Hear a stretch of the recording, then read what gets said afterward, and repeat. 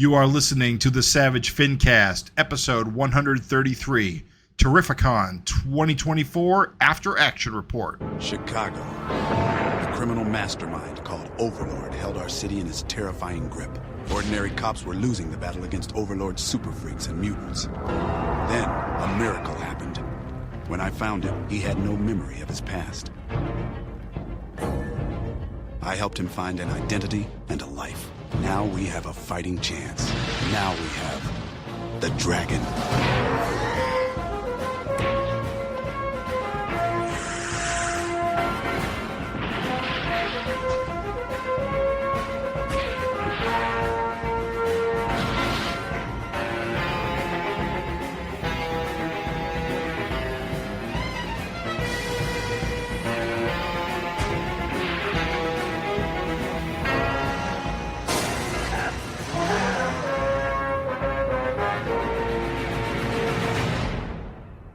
This is the Savage FINcast, the show that is now recording.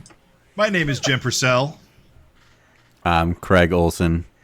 I'm Raven Perez. Mark Welser. One of us is a Muppet.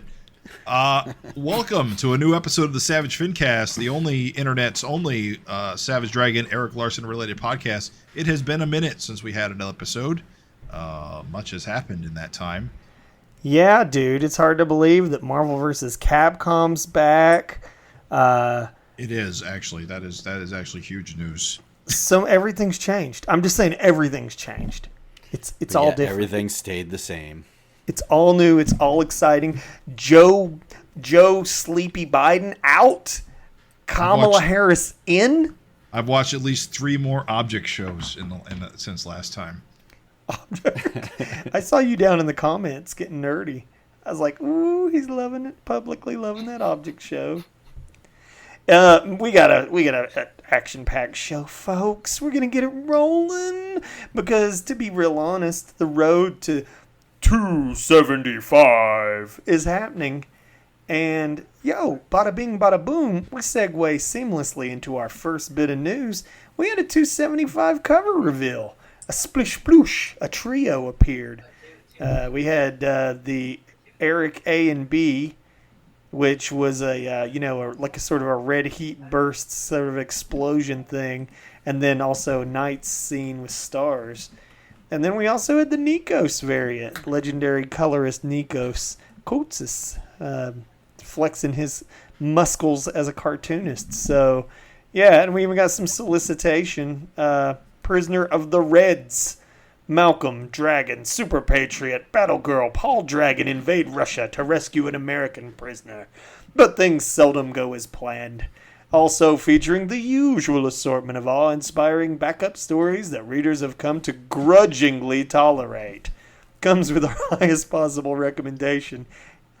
I'm feeling like maybe that was us. Yeah, I think we're getting targeted for all of our Vanguard hate. Was that us? I think so. Was that our fault? For the record? Let's reprint all of Megaton one more time.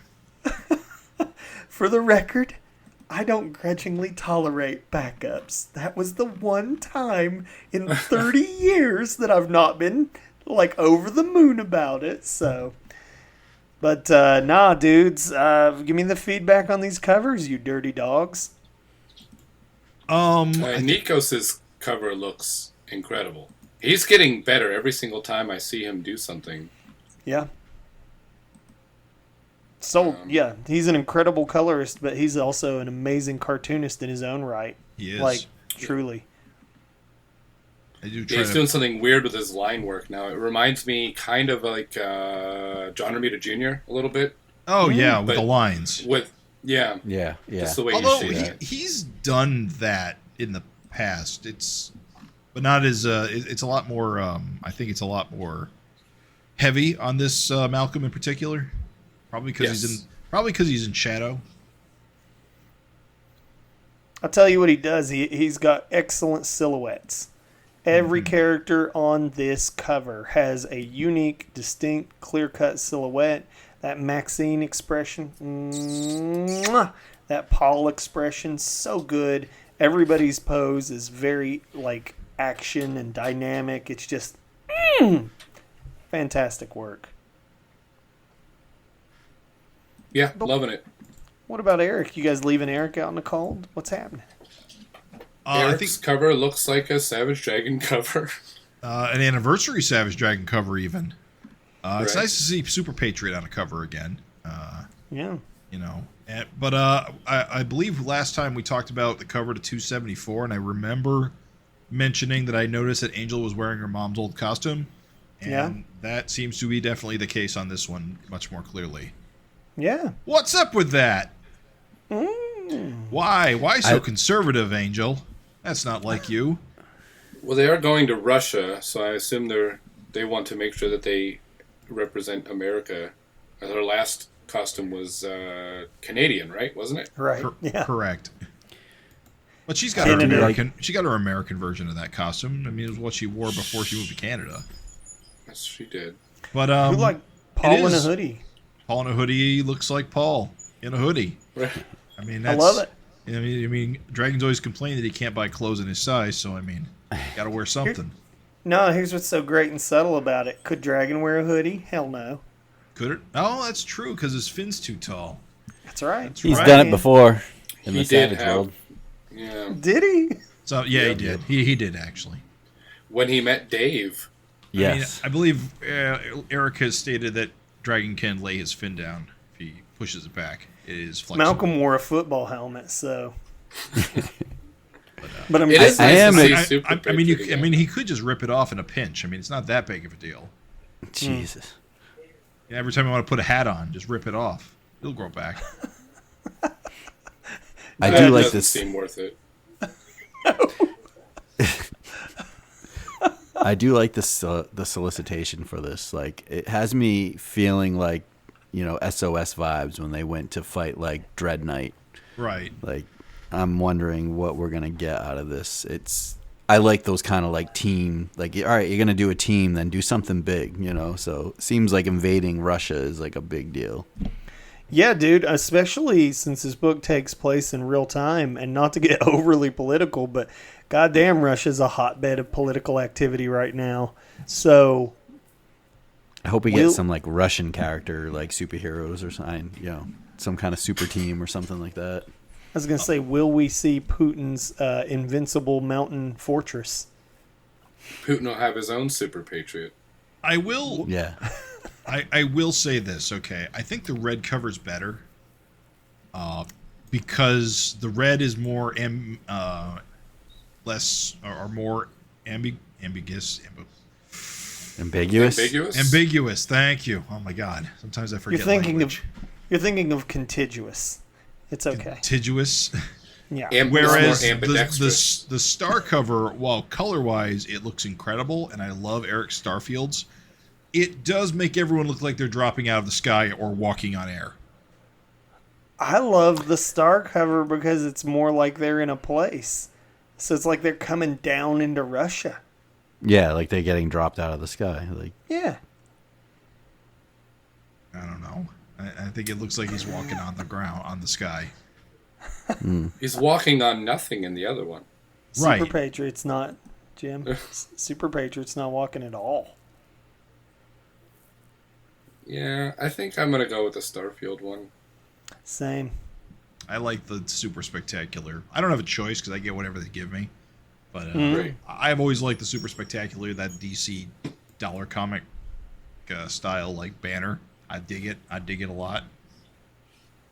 I dig it now because we get the Image Comics Group one now all the time. But Right. if we didn't, I kind of like the one with the 100 big pages banner, like the little green. Not the DC one, but the Marvel-ish one. Right. It reminds me of issue 100, which I love that comic. Yep. Are these the only covers that have been announced for this book? As far as I am aware. Okay. And to be real, like I don't need More. I don't need Right. more. Yeah. It's a $10 book. Yeah. Yeah. We're looking at $30 right here. So Right. 275 hype. Especially hype because I told the boys before we recorded the show, the real 100-pound gorilla looming in the background is issue 300. And 275 is the last 100-pager, numerically speaking, that could justify its existence, which is typically when the book stalls out. So I personally am hyped to see these covers because it makes the road to 300 so much more real. Like, after we cross that 275 hump, ooh, we're cruising. Just wait. I bet like 292 will be 100 pages for no reason. No, Jim! Have faith, dude. I have faith that he does that all the time. Arbitrary. Arbitrary 100 issues. Like the wedding issue. Yeah. No, Yes. not, Yes, Raven. not like that at all.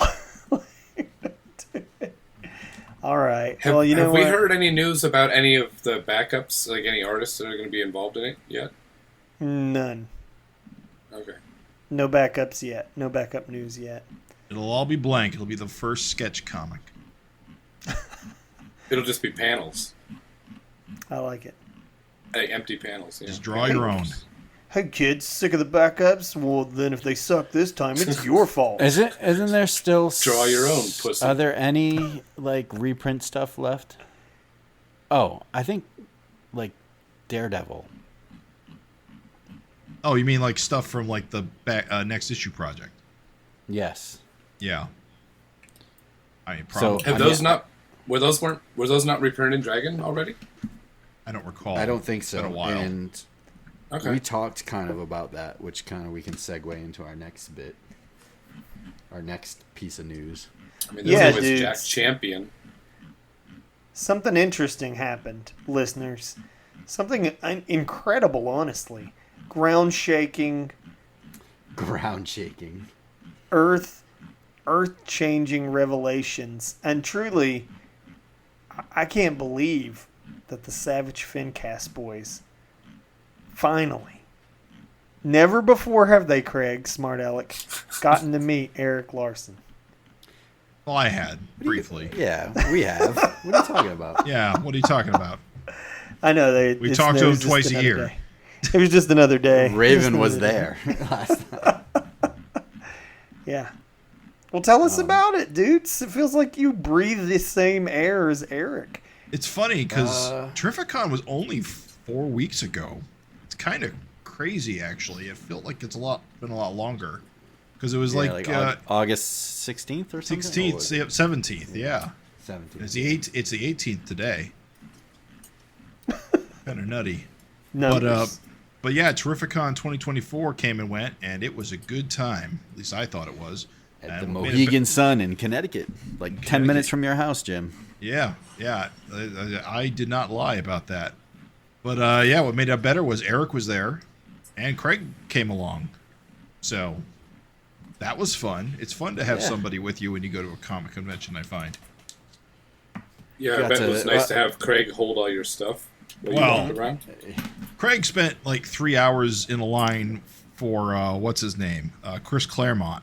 I didn't know I was going to, and then I was halfway in it. It wasn't 3 hours. It was an hour. The real comic convention experience. Well, listen, so this is a crazy thing. Like, I haven't been to a convention in a while, a long time, and I feel like last time I went to a convention, I just went up to Walt Simonson, got a free sketch, went up to all these artists, never waited in line, and the line for Chris Claremont, I don't know, it was like, it snaked around a little bit, but I was like, oh, it'll go by fast. I mean, he's not sketching anything or anything. He's a writer, right? I didn't know the guy talks to every single person that comes to his booth for like 10 minutes. And so I kind of waited, and then it got to a point where it was too late to turn back because I was already like halfway. And then he just kind of leaves. I'm like, oh, what the F? He I guess he was getting tired of sitting, so he got up, and then he came had to back. shit. I don't know what it was, but it took like a good hour and a half, I think, or something. Like, I don't know. I don't remember. That's like but it was most of the show. Nah, it wasn't. But Yeah, it was like it a was 7-hour too show. long. It was too long to wait, and I wouldn't have done it if I knew. But I was already at a point where it's like I can't leave now. I'm like halfway through this. All right. So that kind of sucked. But he was really nice to me when I got to him, and I had him sign like a Marvel Visionaries hardcover that has like all his like good stories in it. I was gonna say, was it worth it after all that wait? Nah. But he signed it. I have a signed Chris Claremont book. I'm not a huge like. I guess I like the old X-Men stuff, and I'm glad I got it. But if I knew it was going to take that long, I probably would have skipped it. But anyway, What did you do while he was in line with Chris Claremont? Who, me? Oh, I went through dollar bins. yeah. Okay, He was okay. he was going nuts on the dollar bins and stuff. He didn't Hell yeah, just that's sit there waiting. We kind of split up for a little bit, you know. Like, Did you come back to report to Craig like every hour or so? Let him know what you got, and show him how much fun you were having. I made a friend in line, and we Yeah. made an agreement. Like, I'd hold his stuff, and he could go walk around, and then he could hold my stuff. So it worked out all right. Okay. Damn, dude, that's the craziest shit. I That was was- so- unexpected. Dude, like Walt Simonson had the same kind of line, like hour to meet him. I'm like, what? Like all the other cons in the past I've been to, you just walk right up to him. That was kind of crazy. There was a few guys that were like that. That you could Jim walk Lee right up was to? there. Huh? Jim No, Lee- that Jim- you had Jim- to wait in line Yeah. for, but Jim but Lee most was a guys whole- you could walk Jim Lee to. was a whole production. He had a whole room. Jim Lee. But the cool thing was Rich Woodall was his like handler, kind of like his What? Like, yeah, so Rich Woodall, one of his friends, I'm sure you know him, Mark. I can't remember his name now. I know Rich. No, Rich's friend that like hired him I don't to know any of help. his friends. No. Oh, all right. Well, Joseph Schmalke. no, it was somebody else. But anyway, so Rich was there, and he was kind of like blocking He was on the he was on crowd control guard for the duty. exit. Yeah. So we He was talked to the him for a asshole? while. Huh? Well, Yeah. his primary job is to tell people no pictures. Don't stand at the Right. exit and take pictures of Jim Lee. That was his primary job, I think. So then we just distracted Rich so that people could take pictures. And then we took a picture anyway- of him, which basically caught Jim Lee in the shot. So, you know. Did Jim Lee come over and tell you that you weren't allowed Score. to take pictures of Rich? He came over and fired Rich right away. He was like, just talked down to him. I haven't Is it- even talked to Rich about this. I don't. Is it true Jim Lee has that sort of Elmer Fudd thing going on? We Where he's didn't like, talk. We didn't even see the man. Which issue of X-Force did you like the most, children? Like, I had no idea. I've heard wouldn't that's how know. he talks. I mean, we saw him. He was back there, but we were talking to Rich. Yeah. He's real small too, right? Well, I knew that. He's short, yeah. Yeah. No, like 4 foot nothing, right? Oh, Like well, he in was the- sitting. No, He was I- sitting down. Yeah, but you can tell. Were his Well, legs Still swinging? wearing that that No, Malcolm he's not X that hat short. that he used to wear. No. Did he seem? Doesn't wear it anymore. Okay. Did Jim Lee seem like he commands the legions of DC superheroes at his beck and call? Well, based on the pomp and circumstance of his signing, yes. Compared to literally everybody else at the convention. Where So he was had- treated Ne- like grade A prime rib. Oh, yeah, and they- the rest were they- treated Neither like- of you. He had his own got room. Well, his whole thing was, I guess the way it works is he has like a minimum amount that his appearance fee, and that he has to make more than that, or the convention has to pay the difference. I think that's how it works. Are you kidding me? I'm reasonably sure, based on the line and the amount they were charging, he made plenty of money. Yeah, that's how And you know- most of those big guests go. I'm glad though, because I think Jim Lee, money's always been a problem for him. I don't think he's really ever done good. So to hear him doing, money for him tight, but sounds like he's coming through finally. Yeah. I'm glad. But that was fun to see Rich. I hadn't seen Rich in probably like 10 years, I feel like. Or maybe a little less, but He's it was on a while. Facebook all the time. In person. He said There were a in lot of cool person. artists there, though. I mean, so Larson was there. He had a stack of pages. He had 2 books worth of Dragon pages. He had like a newer issue, and he had. I'm trying to think. I bought a page, and I'm trying to think of what issue it was from, and I can't think. Oh, 119. So I bought a page from 119 because it had John Workman letters still on it. Nice. It was a lettered page with dragon on it. Yeah. Did you And share? then, Did you take a picture of that or share it at all? Yeah, I shared it on the Savage Dragon Facebook page, the Eric Okay. Larson Dragon. And then he had a page of like a newer Malcolm issue. Trying to think which one it was. Were they oversized? Some of them Pages? were. Yeah, a little bit. Were they? They weren't the twice up though. No, they were on image boards. They look regular But- size. But there was no lettering. No, digital. And then he had the whole issue of the Captain America the end one shot, which those pages are so fantastic. Like just big chunky inks. Like they were out of my price range, even like for a mid page. You know what I mean? Like a middle of the road page. I'll tell you that 119 issue.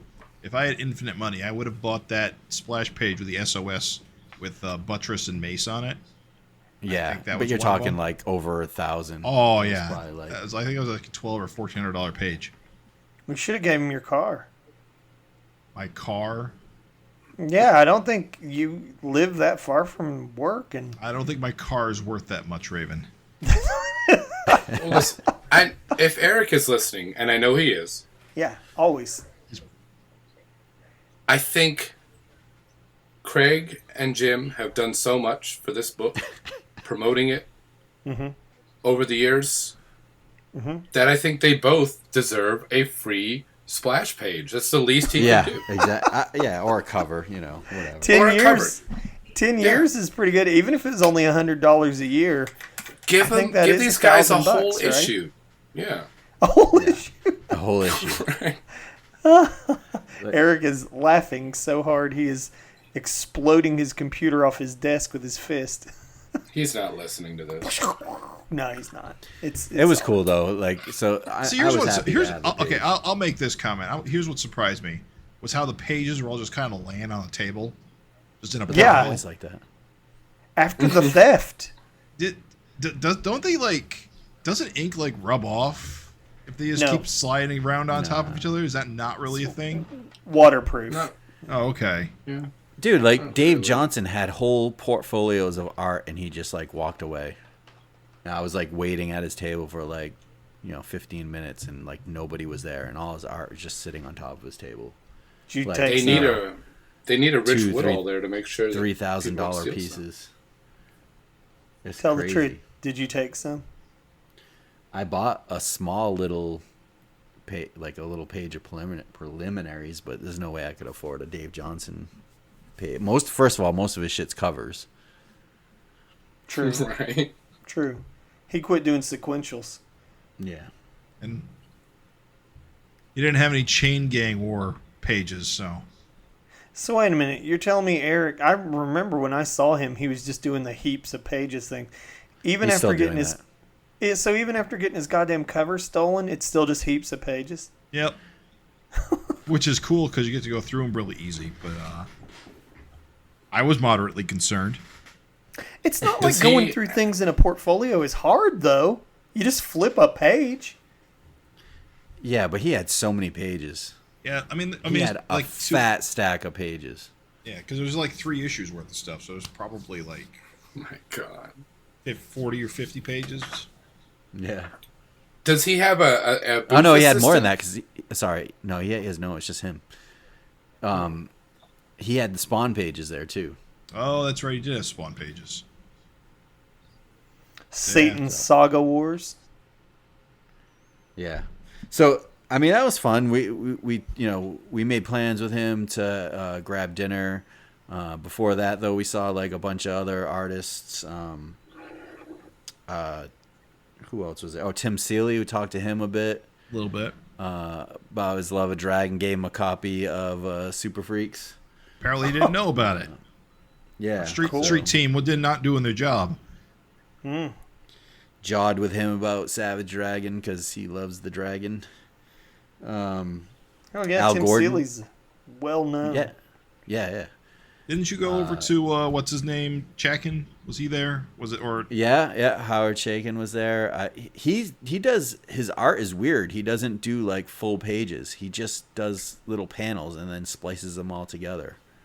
So he's got a whole like portfolio of all these little individual panels, which is kind of cool. Weird. Because I can't afford like a whole page. I can get a panel, so I bought a panel. Because I mean, apparently he's been doing that forever. Apparently all the way back like on American Flag and before.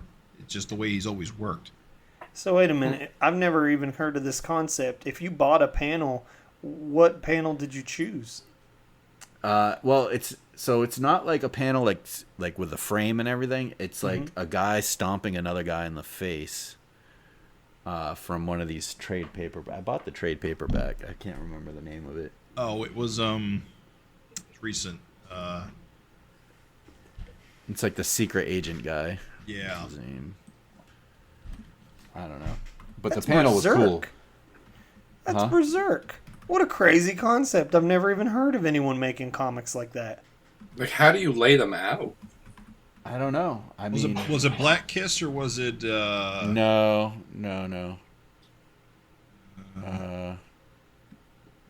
Recent, right? That's not the hysteria. weirdest thing I've heard. Yeah. I've never heard that. That's fucking insane. Well, we all have our methods. Some of them are worse than others, but apparently his works for him. Yeah, no game or no shade. Like, it's just incredible to me. Because I'll tell you why it's incredible. I'll articulate it and not just leave it at that. A layout is all the elements of the page working together in concert to make not only an impression, but also your job easier as an artist. So if you're sitting there drawing every single individual panel, you're working harder than if you just, put it all on one page. Reason being is that everything's limited real estate, obviously. And so it's like, as you draw the big panel, then it fills out the rest of the page has to be small panels. And I'm just saying, to me, everything works together in concert, and that's how you make it. Like, every choice you make informs all the other choices. And to just make panels, like, here's a panel I'm drawing, and new sheet of paper, here's another panel, here's another sheet. It's like, that's truly something different. Like, is he drawing them to scale with one another and then resizing them when he compiles them to one page? I don't read enough of his books. No, to have any idea. they're scaled down. Okay. Was it Satellite Sam? No, it's Too Dead to Die, Simon Cross. Like, I feel like I would just lose them. Like, where the hell is panel 3? You know? Right.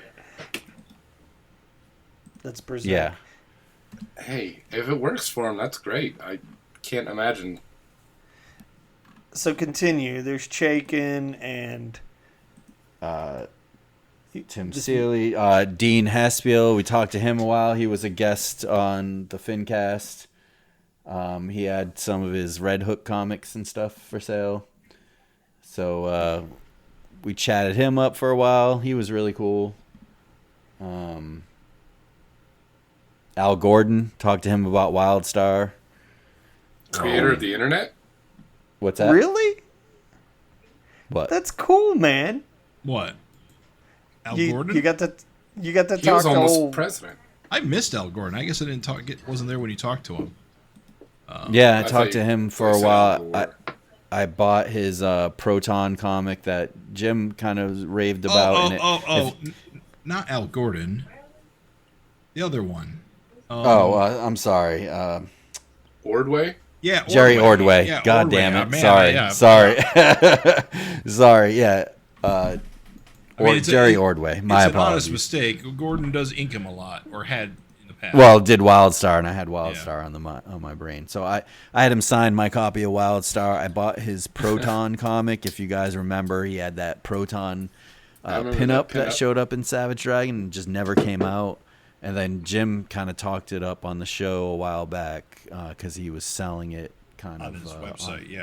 Yeah, it's self-published, which is a cool looking book. His art is phenomenal.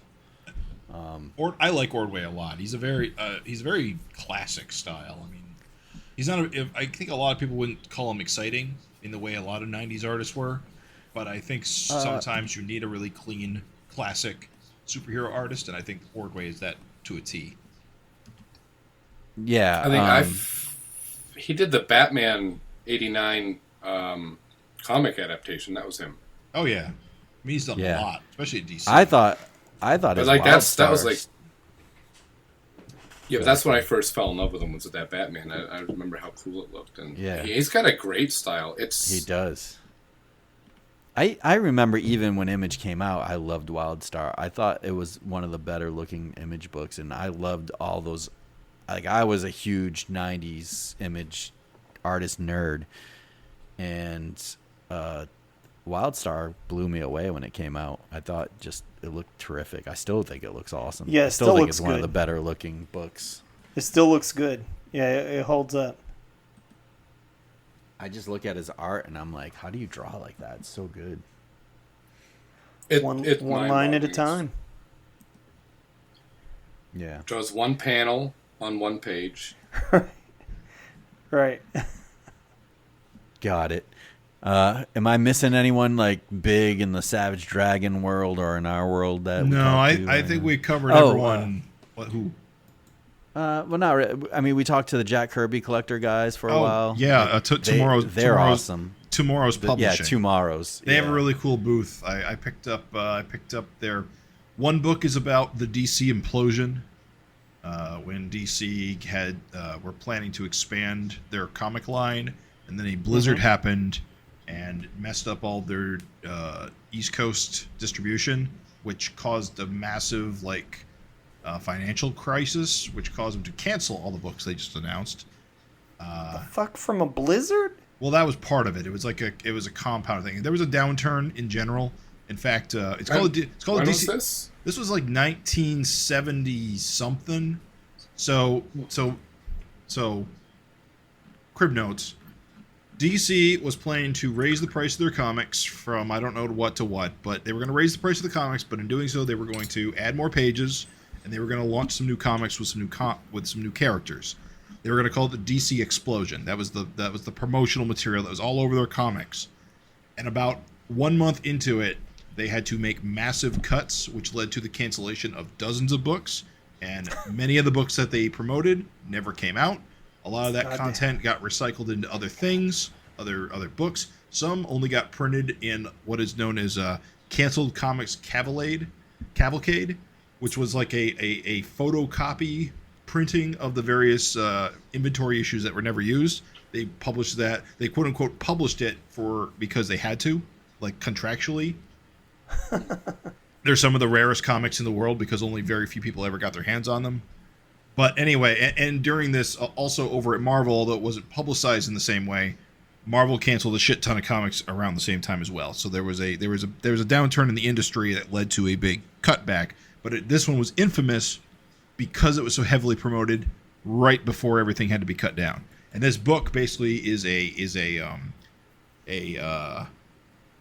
chronological history of like news items that are all related to it that kind of paint the picture of what happened and why. And I just found it a very fascinating read. Like a Oh, sounds post-mortem incredible. on that sounds really neat. Yeah. Is it a comic or is it text? It's a book. It's a Can't book. read it. Yeah, Can't read it.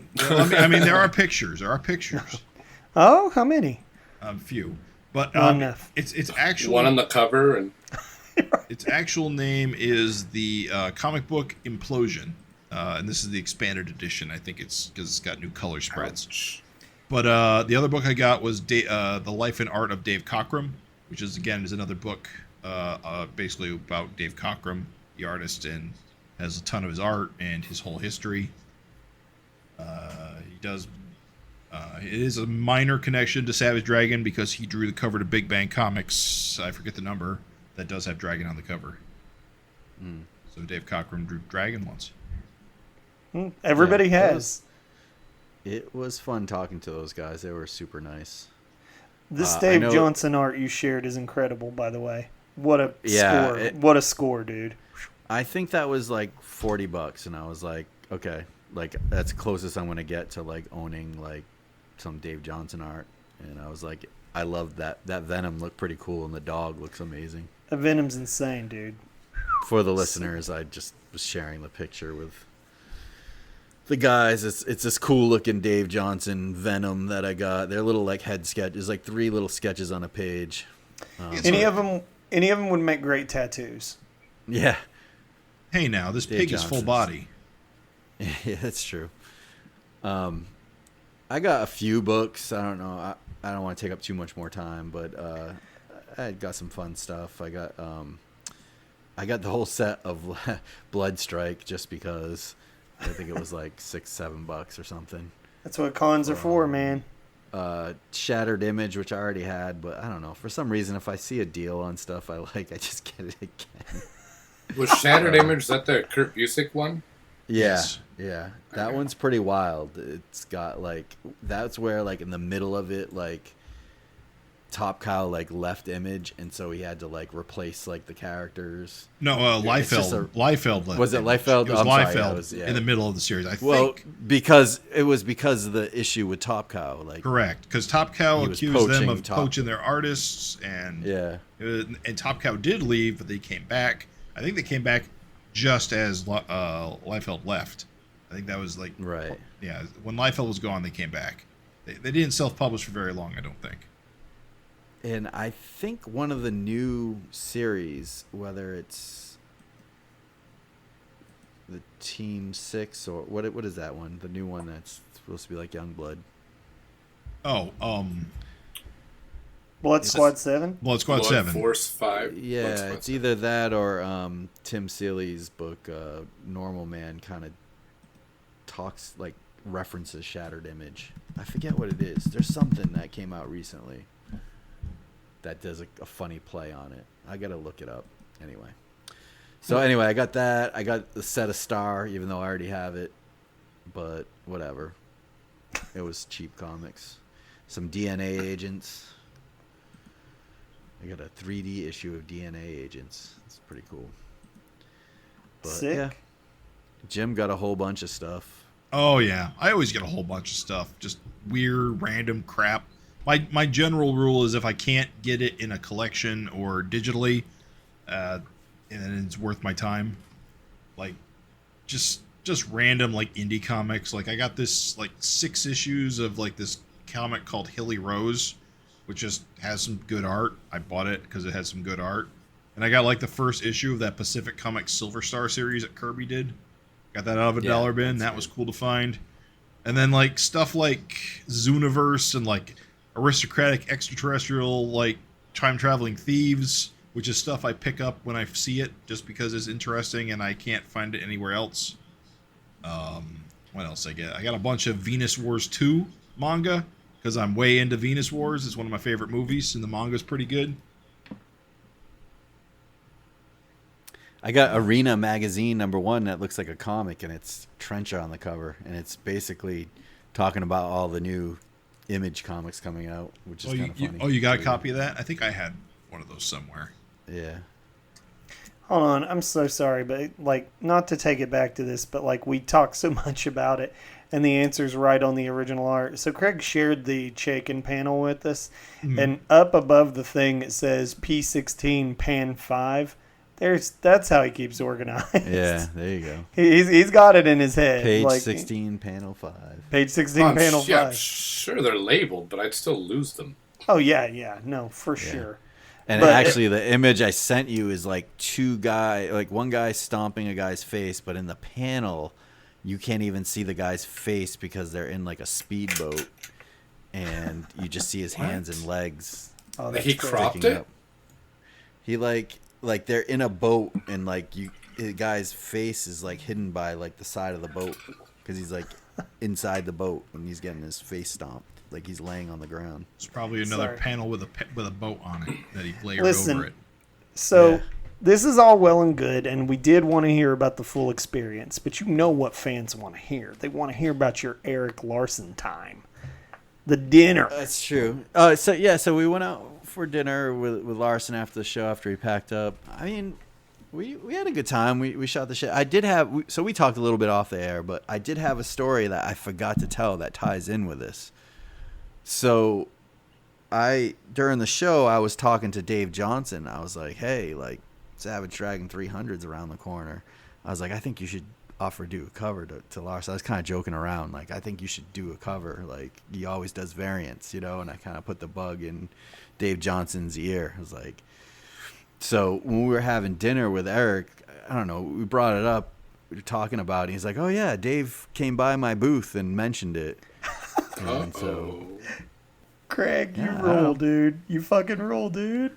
Maybe we'll get something for 300. I mean, I can't confirm that it will happen. I don't know that it will happen, but he said Dave came by my table and said, "Stop sending your cronies out to bother me about your stupid book."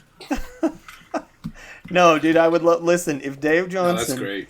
It's wager time. If Dave Johnson ends up doing a cover for 300.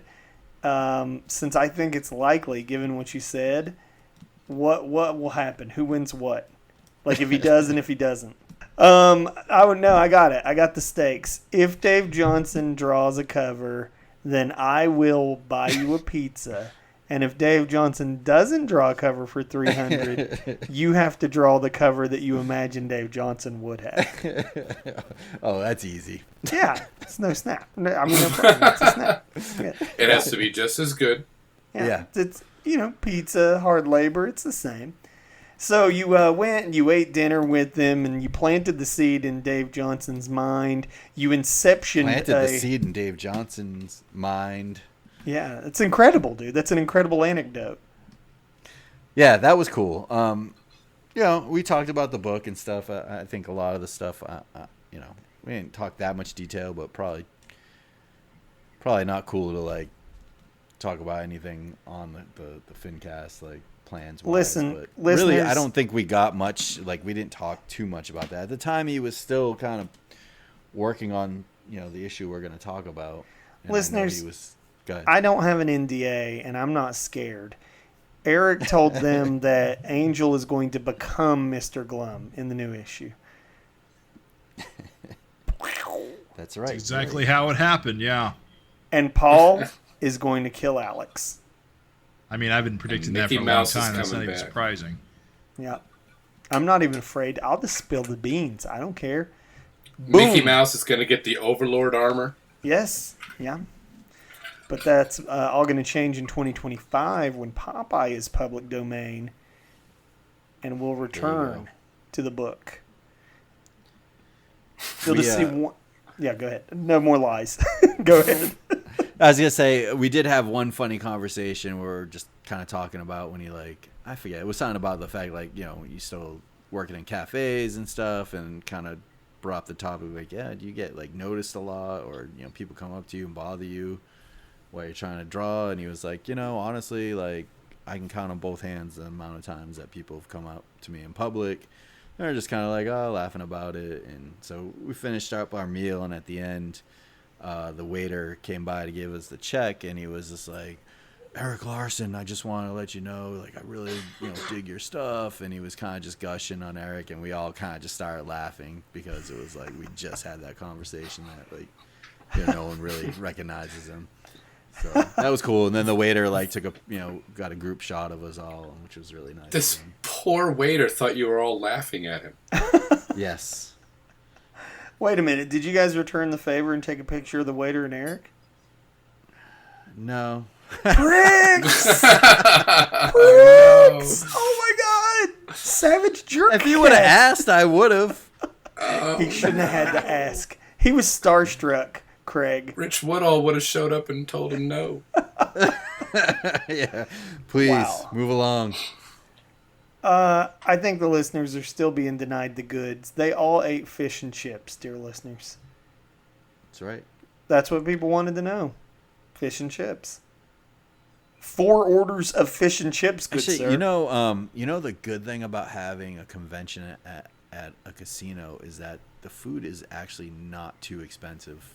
You know what I mean? It's not like you get crappy convention food that's an arm and a leg. Right, yeah. I mean, it is expensive. It depends where you go, but I knew where all the cheap stuff was. You can go to expensive places, yes, but there's affordable places So there's versus like a con where you're spending like $20 for a cheeseburger or something. So there's a really good bar right around the corner from the expo that we had lunch at, and it's one of my favorite places to just go have lunch because it's all bar food and it's all dirt cheap and it's pretty good.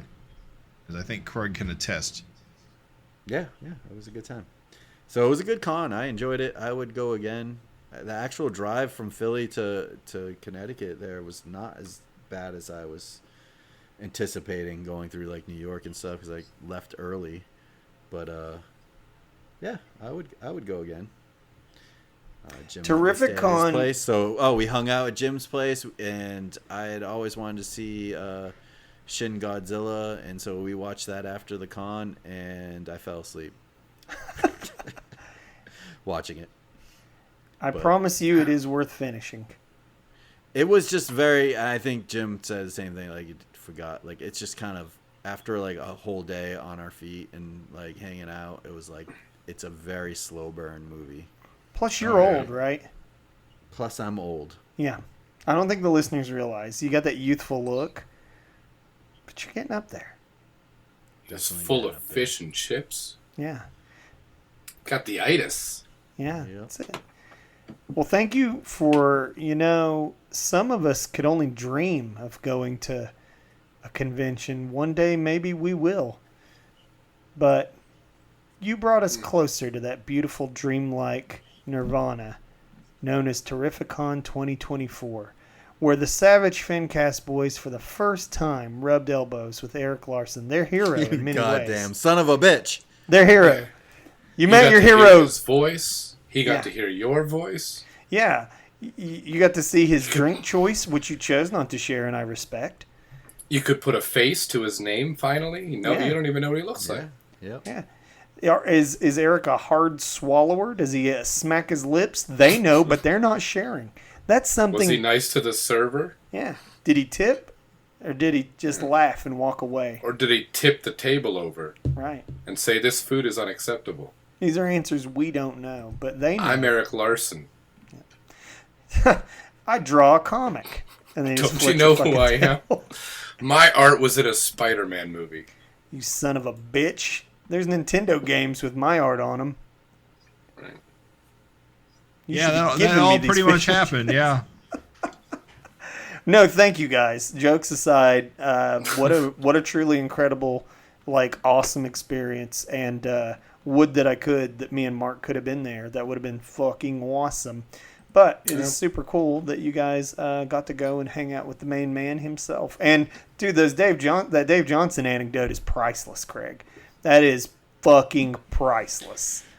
We will see. I hope it happens. That would be a great. You better cover. get started now.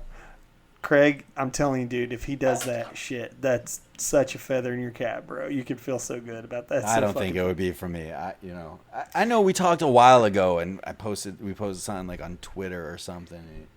I'm not gonna something on Facebook, and he said that you would be interested in. I'm not gonna tell the story because there's not time. This is also not the place. But I once inceptioned the actions of a famous person, and it feels good, dude. It feels good. So yeah, man. Fucking A. Good deal. Seems like to me we should be moving this goddamn shit show along to get the FINteresting Conversations going. And you probably are like, what the fuck's a FINteresting Conversation? Because this is your first time listening. We're always bringing in those fresh faces.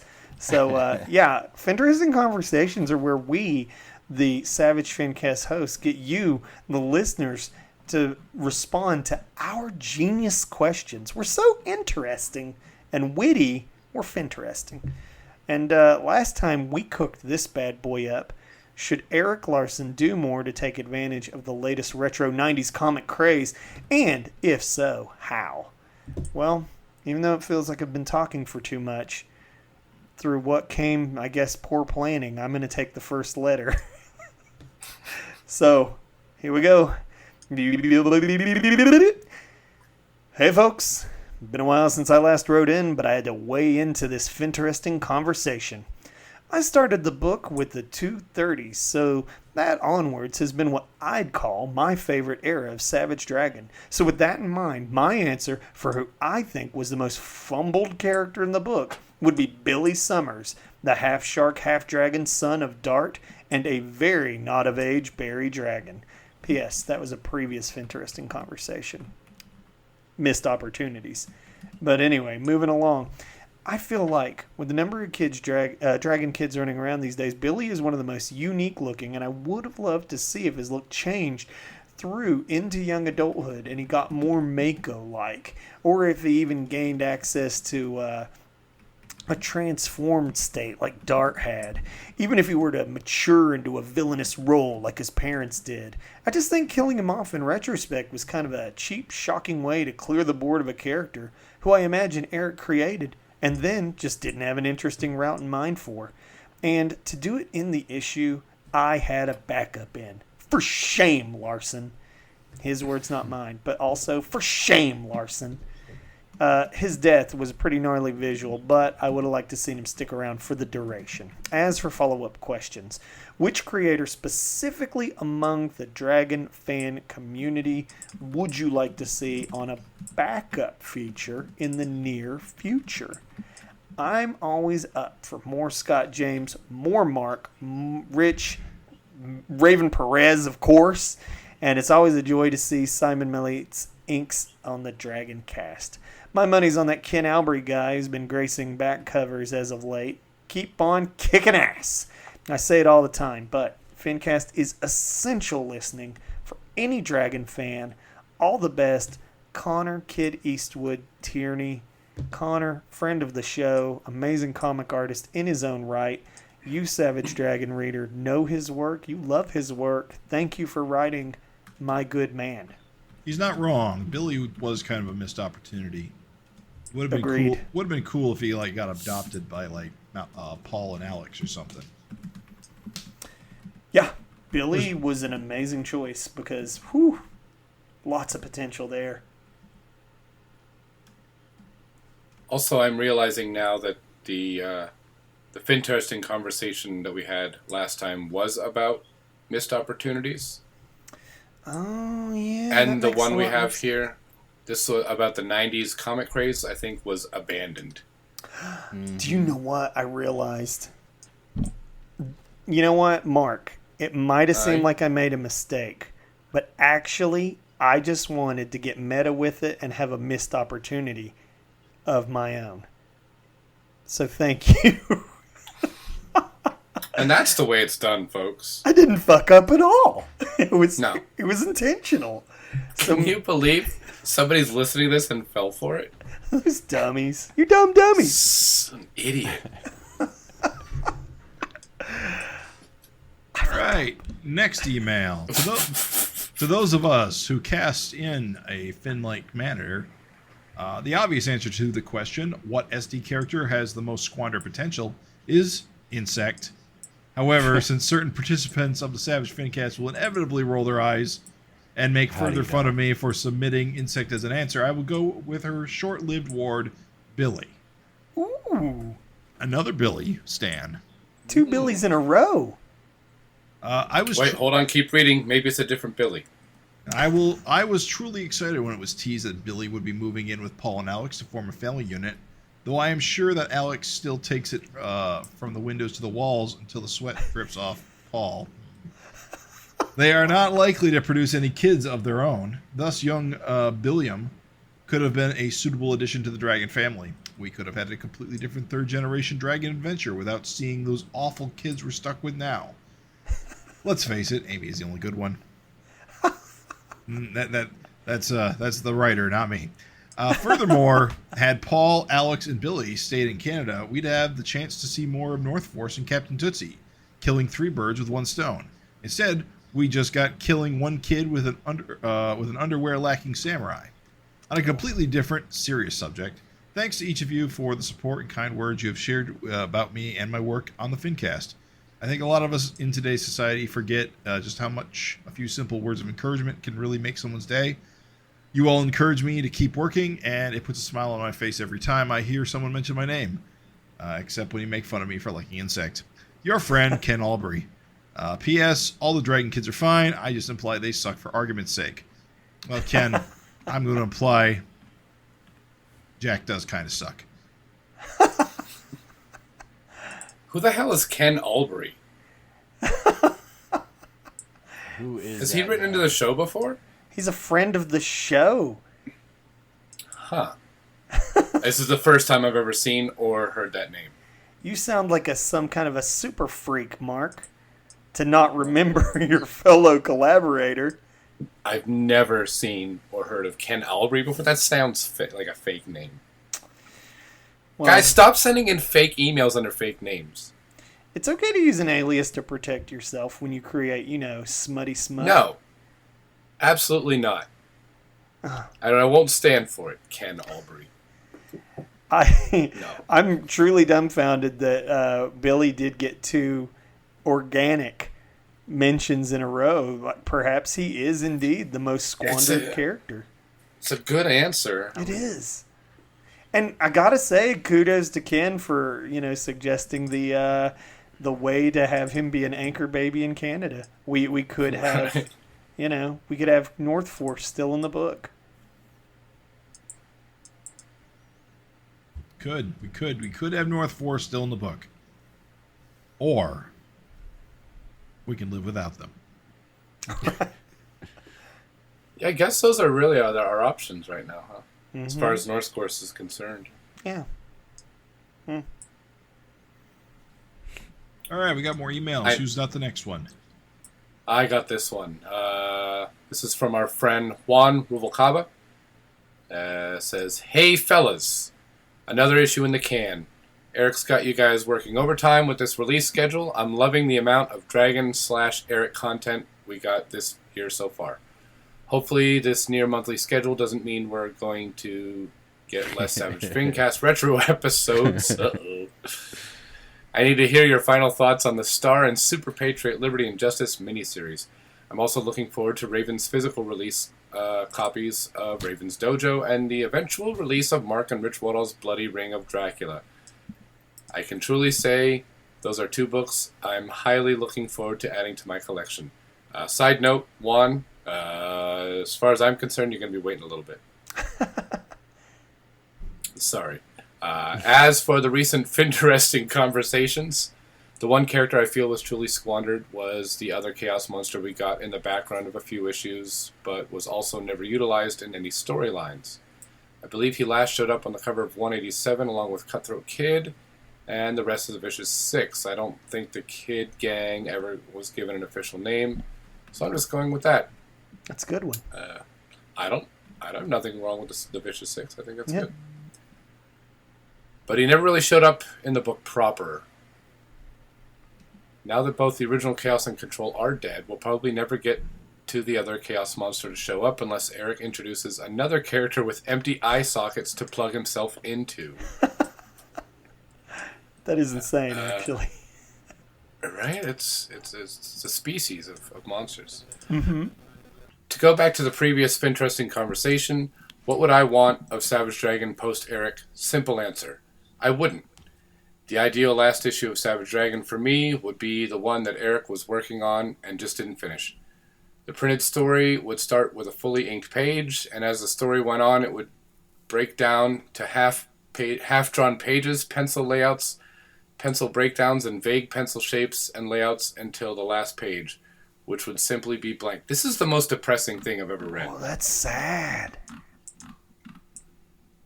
I like it, but that's dark. Yeah. I don't know. It's like Eric's becoming a zombie while creating the issue. Just watching him die. Yeah. In comic form. Cool. So that would be my ideal last issue of the series, says Juan. Luckily, that wouldn't be for decades and decades to come, and we can just rest easily, knowing as long as Eric's out there, we can always look forward to the continuing adventures of our favorite fin-headed family. To bring it back to present discourse, issue 271 was a beaut. I agree with you guys that the resolution of the Mickey storyline was a bit underwhelming, but I appreciate the effort that went into the art. in this issue, and we cannot overlook the fact that Eric had the balls to go through with this storyline, knowing that Marvel/Disney is also putting out Mickey covers for some of their Marvel titles. I didn't even realize they were putting out Marvel covers. They're not just only to put out Marvel covers. They're doing actual comics with Disney characters as Marvel superheroes. Oof. Yes, oof indeed. Oh. The time has come. Two houses have been forced together for the almighty dollar. It's wild seeing these in close proximity to each other on the comic book racks. It also looks like we're going to get some Dimension X action soon with the Glummy Frank plot line coming to a head. Eric draws the heck out of Dimension X, and hopefully the physical violence we were praying Mickey would be on the receiving end of will be delivered to Glum, and he'll get the bloody send-off he finally deserves. The backup this issue was a long time coming, and kudos to both Simon Millette St. Pierre and Ken Albury for their contributions. The Savage Dragon community is full of talented individuals, and it's always awesome seeing them get the chance to shine in the pages of the big book. Anyways, I've rambled long enough. I can't wait to hear your opinions on the next issue, the recent cover reveal of 275, and all things Eric Larson. Juan Rubalcaba. Sweet. Thank you, Juan. Yeah, it's he's also mentioning Ken Albury. Does everybody knows this guy except me? Yeah, pretty much. Seems that way. It's kind of a household name, honestly. When did this become the Ken Albury podcast? I mean, he is the creator of the She-Newt. Salvaged She-Newt. If you say Correct. so. Not to be confused with all those other She-Newts. Thank you for your kind words, Juan. I appreciate the hell out of it. That book will be coming down the pipe soon enough. Stay tuned. And I love, basically what he said, where he was just like, yo, yeah, it was underwhelming, but the book was beautiful. Hey, if we're ever down on this book, this is still my favorite book. And it's still really evident that like Eric is having a good time. So, sometimes you just want to see Mickey Mouse fucking suffer, and perhaps we shall yet. Still time. Still time. All right, should we go to the next letter? Yes, please. This one is from a gentle person named Warp. Says, hello, my fellow savage simps. That's kind of rude. I've been listening since 2020 and loving every minute of the FINcast. Okay, I forgive you. But it's only now that I'm throwing out my own topic. Earlier in Savage Dragon's run, there were other titles featuring side characters. Super Patriot, Vanguard, Mighty Man. And I'm wondering what solo act or group of heroes from the Malcolm era could hold their own miniseries. Answering last month's FINteresting topic, I'm going to echo what you guys said at the end of the last podcast. Greta Gearbox had so much potential that went unused. We could have had stories where some tech-focused villain rewrites her programming. An ongoing storyline where she develops a personality and becomes part of the family. The latter would have made losing her have more weight. Anyway, it's great to finally shoot you guys a topic read on my fellow degenerate dragons. Thank you, Warp. Okay. Warp, that was an absolutely excellent Savage FINteresting conversation. But I'm afraid that we did decide that we're going to keep the first one we got, and yours very well may be showing up in the following subsequent episodes. So don't lose hope. We do appreciate anybody who's giving us FINteresting conversations, and that's a damn fine suggestion. That's pretty good. But we're just going to run with the other one for this particular show. That being said, yeah, man, thank you for writing after listening for 4 years, cracking that notepad open and typing out an email. We appreciate it. It's always good to hear from a listener. I would like to say, Warp, thank you for using your real name in this email that you sent. Right. Unlike Ken Albury, who I will never forgive. listen, some people, they're just not brave, and they have to use aliases, and that's okay. Mark, don't be so judgmental. You're right. Ken Albry, I'm sorry. Please forgive me. Ken, whoever you are, it's okay. Everybody's got that secret life. When you're ready, you'll come out. It's all good. Thank you everybody who wrote a letter. Always just amazing. Bros, we've been doing this for a decade. We don't get a lot of letters, so we appreciate the shit out of every single one we get. There have been many FINcasts with no letters, so for real, thank you so much for writing in. We got a FINteresting conversation this week, fellas, coming straight from the listeners. Mr. Connor Tierney, creator of the amazing comic Kid Eastwood, give it a read, says to us, which creator specifically among the Dragon fan community would you like to see on a backup feature in the near future? Now, before me and the boys get into it, as an addendum, dear listeners, when you go to reply to this, we realize maybe not everybody's so plugged in to the Savage Dragon fan community. Okay, cool. If not, we got you covered. If you don't know a Ken Albry from a Scott James from a Simon Mellick St. Pierre, no big deal. You just tell us which one of your favorite indie comic artists you would appreciate seeing a backup from in Savage Dragon. That being said, if you can stick close to the rules and pick one of the fans that is also artistic, that'd just be awesome. Fellas, it's on the table. Who's getting up first? I gotta check something real quick. Jim's got a shit. What about Jim's you? getting up first, but not. Jim's got a pinch of peanut loaf. What about you, Craig? I'm going to pass to Mark. Craig passes All the right, ball to well, Mark. That's a good answer. I think I'm going to agree with Craig, and I would like to see Mark Welzer get a backup. I do Yes, too. I actually really do. But not soon, though, because I know he's busy.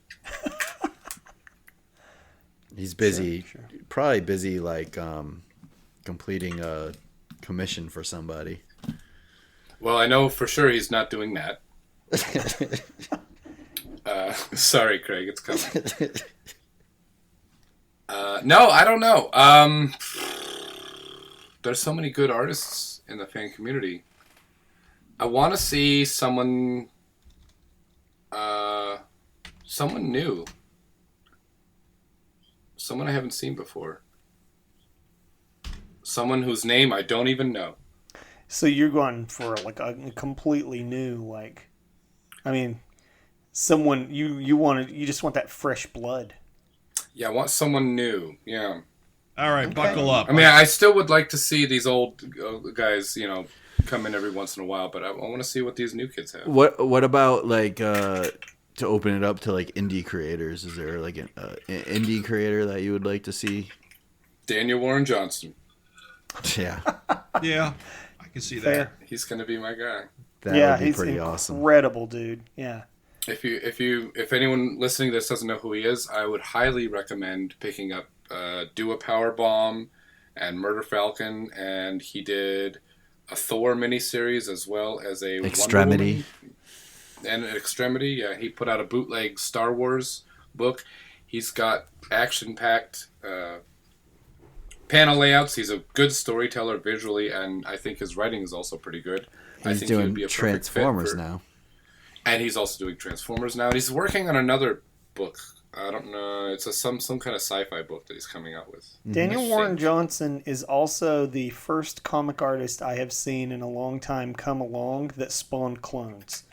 Yeah, the whole shaky motion thing. Yep. Yeah. I see that a lot now. Yeah, he's spawned clones, and it's not often that you see that in this day and age where, used to in the 90s and stuff, you had clones all over the fucking place. But, yeah, Daniel Warren Johnson was so goddamn good that, a couple guys started, aping him immediately. And so... Which is weird, because I see a lot of, James Herron and Paul Pope and Yeah, I see a lot Norman of Paul Johnson Pope. stuff. So I think But- he's like an amalgam of like a bunch of those guys. That kind of style, that scratchy, splattery. I don't want to say it's energetic, is what it is. Yeah. He does use that like action kind of like that, flash, whatever it is, the action, the speed line type things, like The motion blur. the that motion technique. blur. That's like a technique that you really didn't see as much before him, and now I feel like I see it all the time. And the funny thing is in like manga, you see it constantly. Yeah, exactly. Yeah, And so I it's should like- have said that in Western comics. But the beauty of it is he does very much marry Western sensibilities with that motion kinetic stuff to make something truly new Yeah. and fresh. So, Yeah, because I wouldn't call his art like manga influenced No. at all. Besides that, No, it's just very kinetic. That's it. Now that's a good one. Yeah, if you don't have a fan that comes to your mind, you want to go indie comics, guys. Like, please do. Yeah, Mark, very good pick. Very good pick. If I'm hearing right, James, All right, buckle up. It's time to get in the weeds real quick. let's do it. So I don't really have a fan creator, unfortunately, that I'm Cop not out number already. 2. Well, that's the thing. So I'm going to pick somebody who has, in fact, drawn Dragon before, but in a very obscure and minor way. So my pick is Simon Fraser.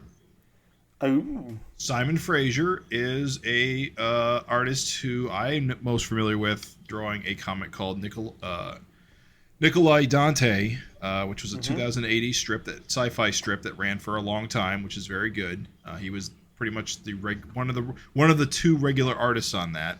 I think he often would be considered the primary artist on it, but he did share the duties. But the reason why he's notable for us in this conversation is that he drew one page of the Twisted Savage Dragon Funnies finale way back in Savage Dragon 171. That really cool page that was very Judge Dredd-esque with the sci-fi stuff and the robot dragon.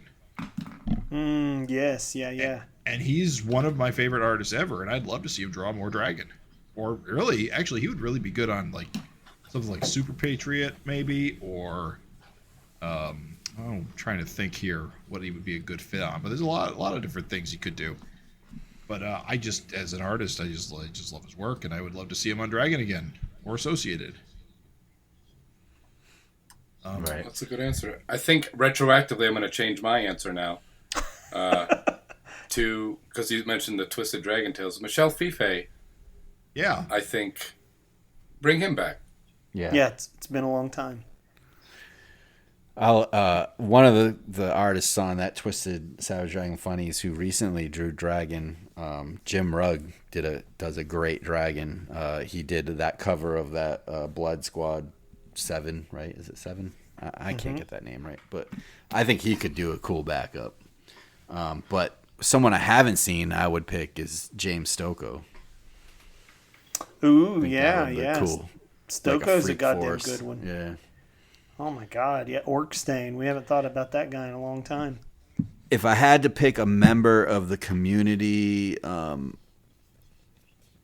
would say for someone we haven't seen in a while, we do see his pinups, but I would love to see this guy, Ken Albury, do some sequentials because Are you guys fucking with me? I feel like with every issue I see of his, he gets better and better. And it's amazing to see how much he's grown since the Super Freaks book versus the stuff he's putting out now. And I'm like, every time like a new issue of his book comes out, I'm like, man, this is fantastic.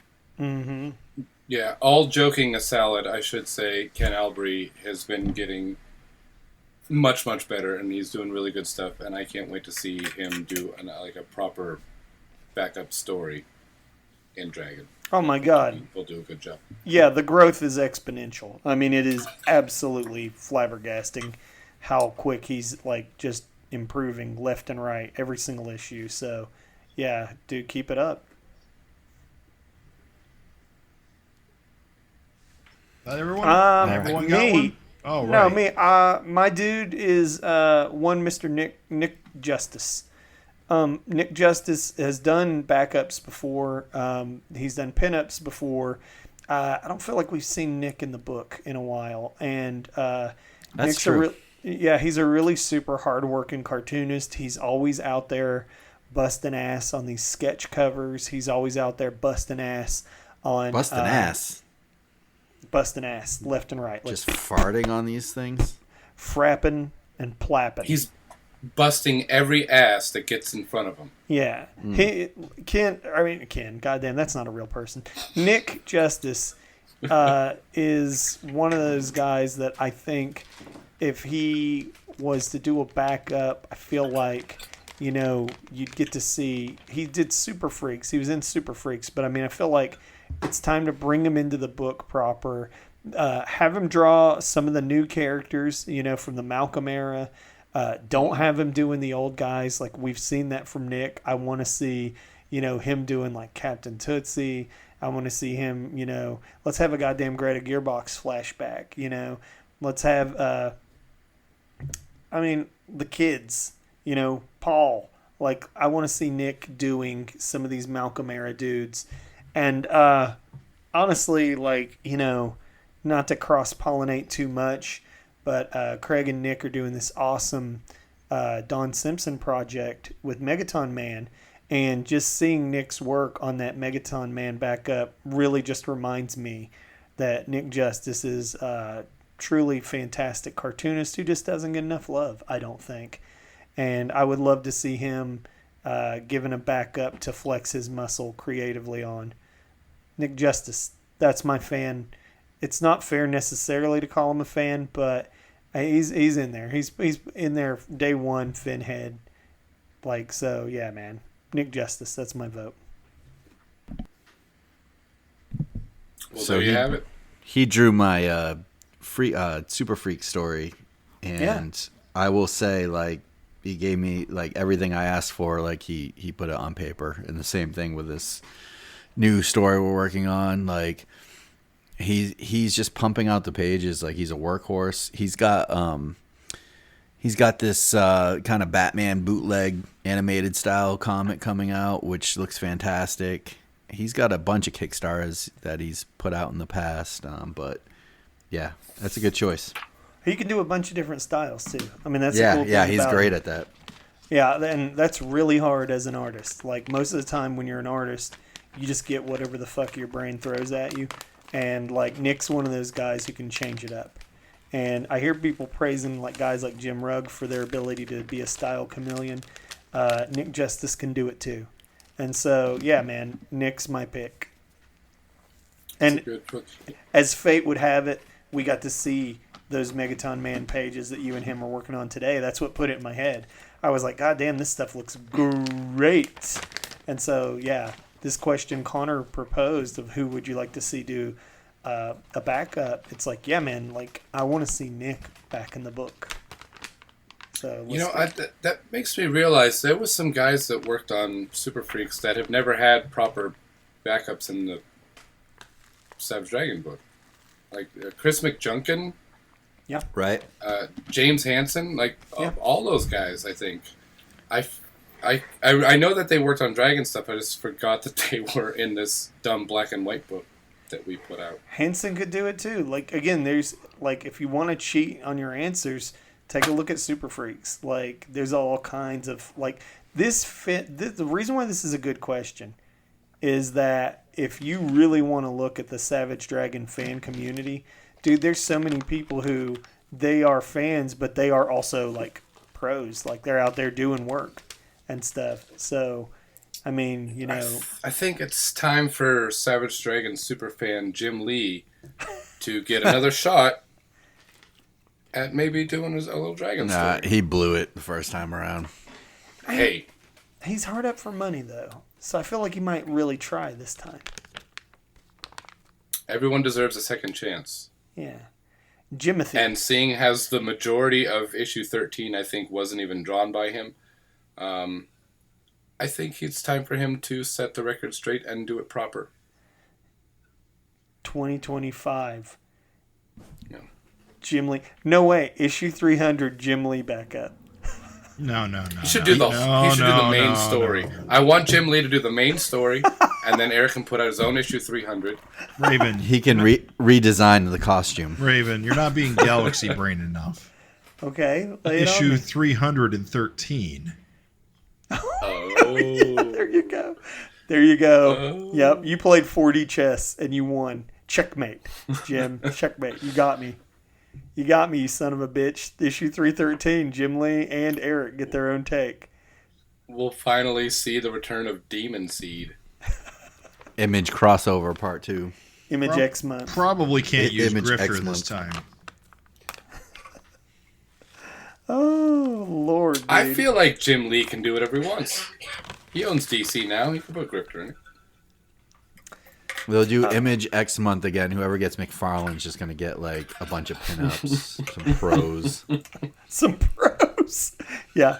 Pinups. That's and what he pros. did. Remember? Yep. Do you remember that? The 10th anniversary. Yeah. Yeah, Pinups and yeah. pros.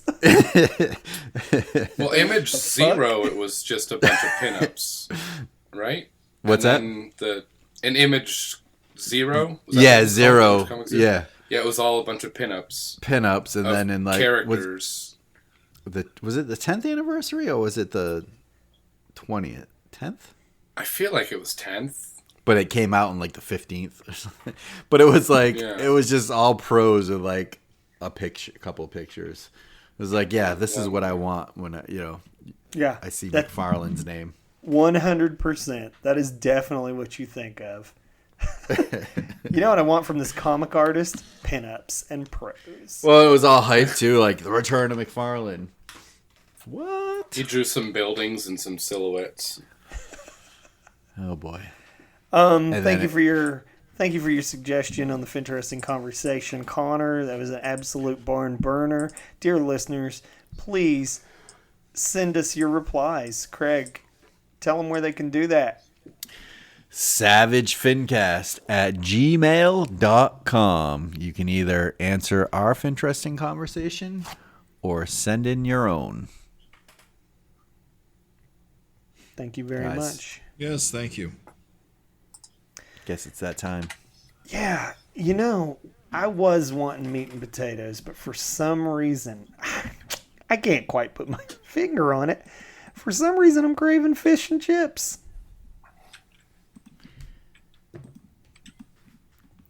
Waiter, garçon, I don't know what you mean. No. garcon. 4 orders. Garkin. 4 Garkin. orders of fish and chips, please. For me and- Garkin. Garkin. I hope you guys have a nice meal. I'm gonna sit this one out. I don't eat seafood. That's not true. You seafood, you eat it. You goddamn snob. Heyo. Guys, what an issue. Starting right off, don't we have a delicious, fantastic, ass-kicking variant?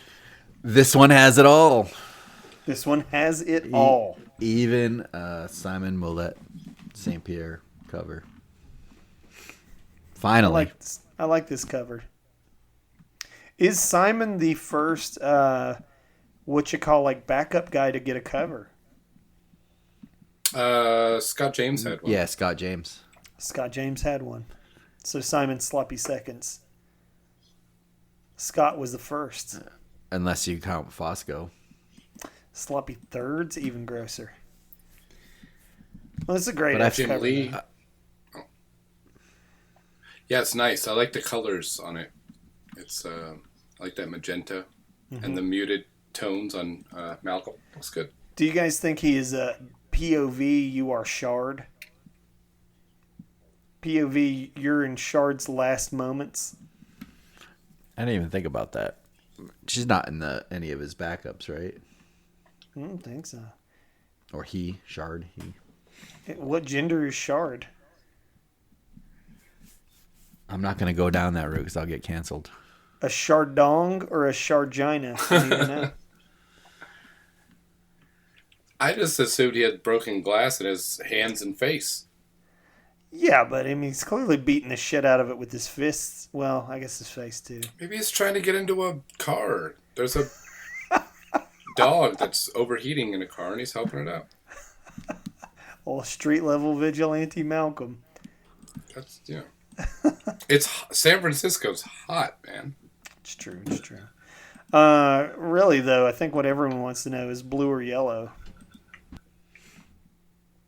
I think the yellow one pops more on Same. the Eric covers. Same. Oh yeah. I want to say blue on blue, I think is my preference. I like the blue because it's like Night Stalker, so it feels like it's a nighttime scene. But both work well. Yeah. I like the looks of these guys. As soon as I saw them, I was like, fuck yeah, I want to know more about these weirdos. Each and every one of them, yeah. And I like how he, like, a lot of these guys on the cover actually appear in the book. Yeah. Yeah, that's a sweet-ass bonus. What's his name? The Jim Lee character with the rag? Grifter? Oh, Eric's, yeah. Eric's bringing the Grifter mask back in 2024. A lot of these guys kind of look like Kirby-esque type guys that are mixed between, like, some bondage-looking stuff. Mm-hmm. Right. Some guys you'd see on Apocalypse. Yeah. Yeah, they're It's like funny. they're kind of parademon-esque, yeah. Yeah. It's funny because they're just a little bit different from his normal uglies, but they True. work. The Something funny about- thing... Go ahead. No, you go ahead. No, I wasn't saying anything. I'm done. The one thing as you read this book and you start seeing it, I think the one funny thing is, like, most of them are blue, but then here and there they'll be like a regular looking kind of guy. Yeah, The one dude with the mustache. Yeah. like just the normal guy. I was like, I Yeah. wondered the same thing. I was like, what that guy have to do to prove himself to these weirdos? I kind of like that. It's kind of neat. I do too. Maybe he's like their friend that like can go to stores and like get them stuff. There's a couple guys like that. It's kind of a big barbarian guy that's just a normal shade. What are the too. vampires? What do they call them? The familiars? Yeah, Where he's they a have to, familiar. like, do like their Yeah. all their day business for them. Yeah. These guys are too busy dwelling the night. I mean, that's the thing is when I saw that, I was like, oh, I was like, these guys, they don't have fangs or anything necessarily, but like, clearly that's like a familiar. Like, that's just a normal dude that's like, yeah, I'll go get your Twinkies. You guys are cool. I really like this opening scene. I love this opening splash page. It's, something totally different than we've seen. It's great. Yes, it is, dude. And I love we're gonna knock the candy out of this piñata. It's so good, dude. Do you think Nikos should have made this guy's head real red? The upside down man. Yeah. Yeah. What, for being upside down? Yeah. Yeah, the blood's rushing to his head. I don't have opinion. Okay. Seems too specific to care. All right. All right. God damn. All right. Fuck me, I guess. Anyway. So I do also like the faces, like on just like the gal in the back in the red bikini.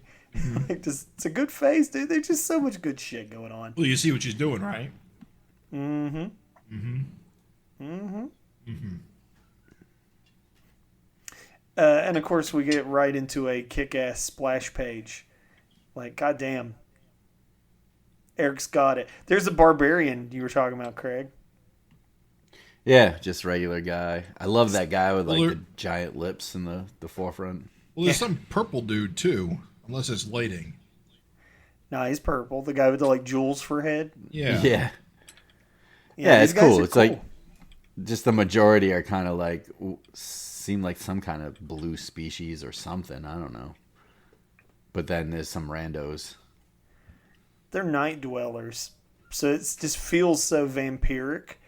And yet, Right. like, they definitely don't have that vampire trope look. You know what I mean? Maybe like Nosferatu a little bit. Right.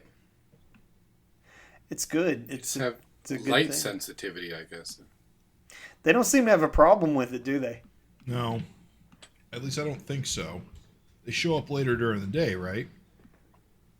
Or at least during the I evening. think it's No, I nighttime think we only see them when at they show night. up. We only see them at night. Guys, they're the night dwellers. At least one of them is a knife dweller. What? Sir Stab-A-Lot. I mean, they're okay. I'll be honest. I mean, they're just more mooks for Malcolm to beat up. They're visually they're visually interesting, and they've got a leader too, man. We'll see. That makes it cool. Yeah. They offer nothing we haven't seen before in other groups such as this. Oh. I'm going to be harsh. I find them very boring. You know what's funny? You're so contrary. If we're up, you're down. We're down, you're up. We like yellow, you like blue. I can dislike something and still like the rest. Question: Is this guy Elrod Merch? Is he Elon Musk? Who are you talking about? The guy hanging upside down. Oh, the upside down guy. He does have a name. Yeah. Elrod Merch. Yeah. I didn't put that together, but it could be. He is a trust fund baby. So again, we got some, apartheid. They diss him in that way, right? So it's kind of like, I just wonder to myself, I'm like, is this, you remember who was the guy we had that was like a parallel for fucking Alex Jones? Dusty Cooch? Yeah, Dusty Cooch. First we had Dusty Cooch, now we got Elrod Merch. Is this our I didn't Elon make Musk? the connection before, but it has to be, right? I mean, who else, Merch and Musk. Be real. I mean, Elrod and Elon. Elrod and Elon. You've nailed it. Yep. All right. Question. Case closed, as far as I'm concerned. I deduce things. I'm a real, I've got that kind of mind. A real detective here. I'm a dick. So, question: how did you guys feel when you first heard Warbride is not going to be happy about this? Oh, I could not wait to meet Warbride. Same. I was like, is this going to be some badass bitch covered in knives and bullets and shit? Right. Did think it was going to be a lady. I did definitely think that. Dominatrixy looking, because look at these fucking guys, right? Yeah. Some kind of vampire vixen. Before you get too far, though, I do have to say I love the knife throwing. Yes. It's a power that the dragons have, that accuracy. Mm-hmm. That's not ever explored much. And he's not even looking. Really flexing his aim. Yeah. It's crazy how it's not he doesn't use it that much, or his father, but yet he has that. I guess that's the chosen one, has that ability. Mm-hmm. Super aim. Bullseye, that's his only thing. Right. For Savage Dragon. Savage Dragon, never stops talking about it. It's his weakest, least referenced power, and for Bullseye, it's his whole thing. Right. Yeah. How do you guys I know this is we're getting in the weeds with it, but look at the soles of the dude's shoes on the knife panel. Yeah. Simple but effective. I love it. He's punching that dude out in that panel, and in the next panel, it's the same dude, same soles. It's good shit, man. I love it. There's a lot of delicious fucking inking going on. Did you guys see any of these pages at the con? No. Not that I recall, no. But I think he was working on it, though, because he was talking about doing it up in his hotel room. Yeah. Right. And you guys were real high, too, anyway, so I get it. Yeah, exactly. Yep. Cool. On drugs. Yeah, On we got, drugs. yeah. No. Right on. No, the flow on these action pages are great. Oh, yeah. They go by so fast. And you know what? It's easy, too, to be Malcolm doesn't get enough action. And God damn it, baby, we get Malcolm kicking ass left and right in this. He didn't even get he didn't get blown up this time. He's got all his parts. Yeah. All it takes is a bunch of muscle heads with nothing going on, and Malcolm's safe. It's coming, dudes. It's coming. Actually, I really like this issue. It jumps. It does all the things my favorite issues do, like jumping all around between scenes and a lot of cool action. I love all the panels so far. Well, now we're getting to the stuff I'm excited about. Oh, yeah. Spoilers, but Craig, same reason. Dude, I was hyped for as I read this issue. I was like, hell yeah, it's Dragon doing all the irons in the fire, baby. Checks That's what all I read. the boxes. Yes, Yeah, dude. it's well balanced issue of Dragon. Mm-hmm. So many different subplots. Everyone's got their own little thing going on. We get to check in on all of them. Yep. Yeah, the old Badass check-ins. action. This is Fucking, and what's funny is, I know it's just like, it's just a funny thing to like appreciate, but just seeing like Glum just, beating ass with just his bare fists. And I know these guys are just little like green, like, Dimension X weirdos and shit, but I just love it, dude. I love to see Frank Glum just beating the shit out of little aliens like that. Well, it's worth Grabbing the one by the jaw. Well, it's worth remembering Glum isn't a slouch. I mean, he's strong for his size. I mean, granted, he's not strong enough to beat normal Dragon in a one-on-one fist fight, but he's not incapable. And dual-wielding Angel. Just a think great visual. The most interesting thing about this, a few episodes ago, we were speculating about what Frank being in Glum's body might mean. And we kind of see Frank becoming Glum here. Yes, dude. Absolutely. Yeah. It needs talked about. Have I told you lately that I love you? Right. That seems weird. Yeah. Not Well, good. he's been saying these weird things Yes, issue he after has. issue. He Like has. these little Glumisms. Statutory Glum. I do love like all the aliens with like the holes in their midsections. Yes, dude. Just getting blasted. those cartoonish holes. The Yeah. big giant cartoony holes. Nah, it's good shit, dude. It's good. Like, what's funny is that fight sequence, to have a flow in a single page. Like, at first he's kicking ass, and then he's kind of getting overwhelmed, and then Angel shows up, and it turns the tides, and the guys have whole. It's brilliant to have a fucking sequential art flow, just boom, within a single page. It's so good, dude. How funny is it that Eric's like designed this book so that he can still have like an Angel and Glum duo with like Kid Angel? You know what I mean? Like he I set think this he all probably up. just missed drawing her. Yeah. I hate it, dude. I hate that like Glum and Angel things are so great to read, but also it just ends in such oogie places. It's such, dude. There's such a great pair and such a great dynamic, and then it's just like, ugh, when you think about things. Right.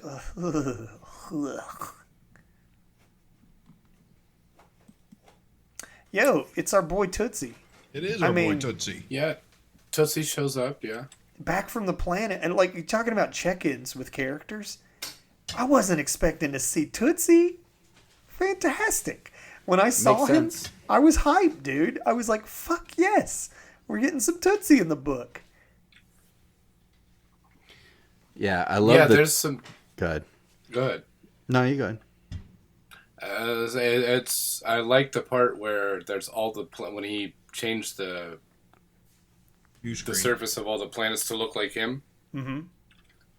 And then there's tons of them, so now they got to go and find out which planet it is. Yeah. I forgot that he did that. Yeah, that's a nice bit of continuity, because I do recall that. Yeah. Because Glum is vain, and now, of course, it adds complications to finding him. Mm-hmm. Now, conveniently, he turned the beacon off before this scene. Oh yeah, dude, the timing. And again, it's that like I love the timing of that. Like that's not lost on me, the flow of like just as the beacon gets turned off, Angel's like, there's gotta be a way, and like he's like, he's like staring at him. He's Right. like, oh dude, he just missed it. He just fucking missed it. I love in that fourth panel the profile of Tootsie. I don't know if we've ever seen that profile. That like big the- chin. Yeah, it looks so cool. Yeah, dude, he's a hero. Some men are made heroes, some are born. Tootsie's born. Born hero with the chin like that. It's in the genetics. Yep. Who I like that Eric draws him still in like that Fawcett style. Like he's not overly rendered. Right. Right. It's just simple lines, and so he looks like a Fawcett drawing. And I love that, like, Tootsie is like the Daredevil promise fulfilled. Like, here's this guy from just the golden age, still just kicking our public domain, still just kicking around. The rest of the industry kind of moved on from their, Daredevils and the guy with the pirate symbol on his shirt and all those, like, characters that just became public domain and everybody The was Black using. Terror. Yeah, the Black Terror. Dude, how'd you know? Goddamn. Deep cut. Yeah, there was like 50 different miniseries. Everybody was tripping over their own dicks trying to put out a book with these guys in it, and then they all went away. Dynamite. When I think of those dudes, I think about Dynamite. Really fucking just slathering those characters in books. And then using, like, the artists that least fit the style that they should be drawn in. Well, here's what's obnoxious about that to me is that even before that, Alan Moore on Tom Strong brought all these characters in. And then they got their own miniseries on Terra Obscura, which on that book, the art's really good. Like, stupid good. I agree. I love that book. But of course, what's even funny, because, all right, how do I explain this? Back in the 80s, Todd McFarlane worked at DC Comics on a book called Infinity Inc. And Infinity Inc. is a book that is highly tied into, like, old, like, Golden Age DC characters. And the writer, who's been in the news lately for being kind of a dick, what's his name? Neil Gaiman? No. I'm talking about, this is, different dick. A different dick. Hold on a second. Warren Ellis? No, 80s. An 80s dick. Hold on. Jim Lee? No, we're talking way before those guys were popular. Rich Woodall? We're talking dicks. We're talking about... Rich Woodall's the biggest dick. Okay. We're talking about Roy Thomas. Roy Thomas. Oh. Trying to take claim like, that he created Wolverine and all that crap. Yeah. Anyway, he wanted a Black Terror type character, and so he had Todd McFarlane create a character that looks a bit like the Black Terror, except he has a skull face, and he is called Mr. Bones. If you look at Mr. Bones, if you look like pictures of Mr. Bones in the 80s, you'll notice he has a very, very Spawn-like cape. Right. And that's my tangent about Mr. Bones. Because we've talked about Black Terror. Right. I mean, it just had the littlest thing to do with what we're talking about. Raven's about to fall asleep. Jesus. I'm going to share you all a picture of Mr. Bones so you can all understand. I know what he looks like. For the listener, I'm going to share a picture of Mr. Bones. Right. He looks like Spawn. He's a proto-Spawn. But I guess in the spirit of that, like all those Dynamite books, they took these characters and then they changed them. Like, he gave them all new costumes and like new stories. Yeah, they basically were brand new characters. But like the way Eric treats them is like, these are these guys. I mean, I'm gonna draw them to make them look. Well, the way they it's did like before. I'm gonna buy these like public a book about these public domain characters, and then you're just gonna change them into something else. Like, what's the point? Yeah. But I remember, like, even with like the Kirby stuff, like Dynamite, they would just get these artists that don't draw like anything close to like the styles they were drawn in, and it's like, I don't know, it's just so off-putting to me. Well, Right. I think you like had all Alex Ross drew all the covers, too. Yeah, and that's fine, but that was it. It was like the covers, and then the interiors were like just trying to be like hyper realistic or something. I don't know. And of course, before all that, like, I think all these guys showed up in FemForce for years. Because that book used a lot of public domain characters as well. I think, like, oh really? Golden Age Daredevil has a whole had a whole comic from That's cool. AC Comics. At one point. I don't think I've ever read an issue of FemForce. It's interesting if you like really old school superheroes. Yeah. Like Felt too forced. Yeah. Too femme. Yeah. Definitely that. Too fem-forced. It was woke. Yuck! I just threw up in my mouth when I heard you say that. All I saw was like big boobies. The big boobs are woke. They are. Yeah, definitely, for sure. Feminism has taken back big boobs. Don't forget. Right. Speaking of check-ins, our boy Walter, so good.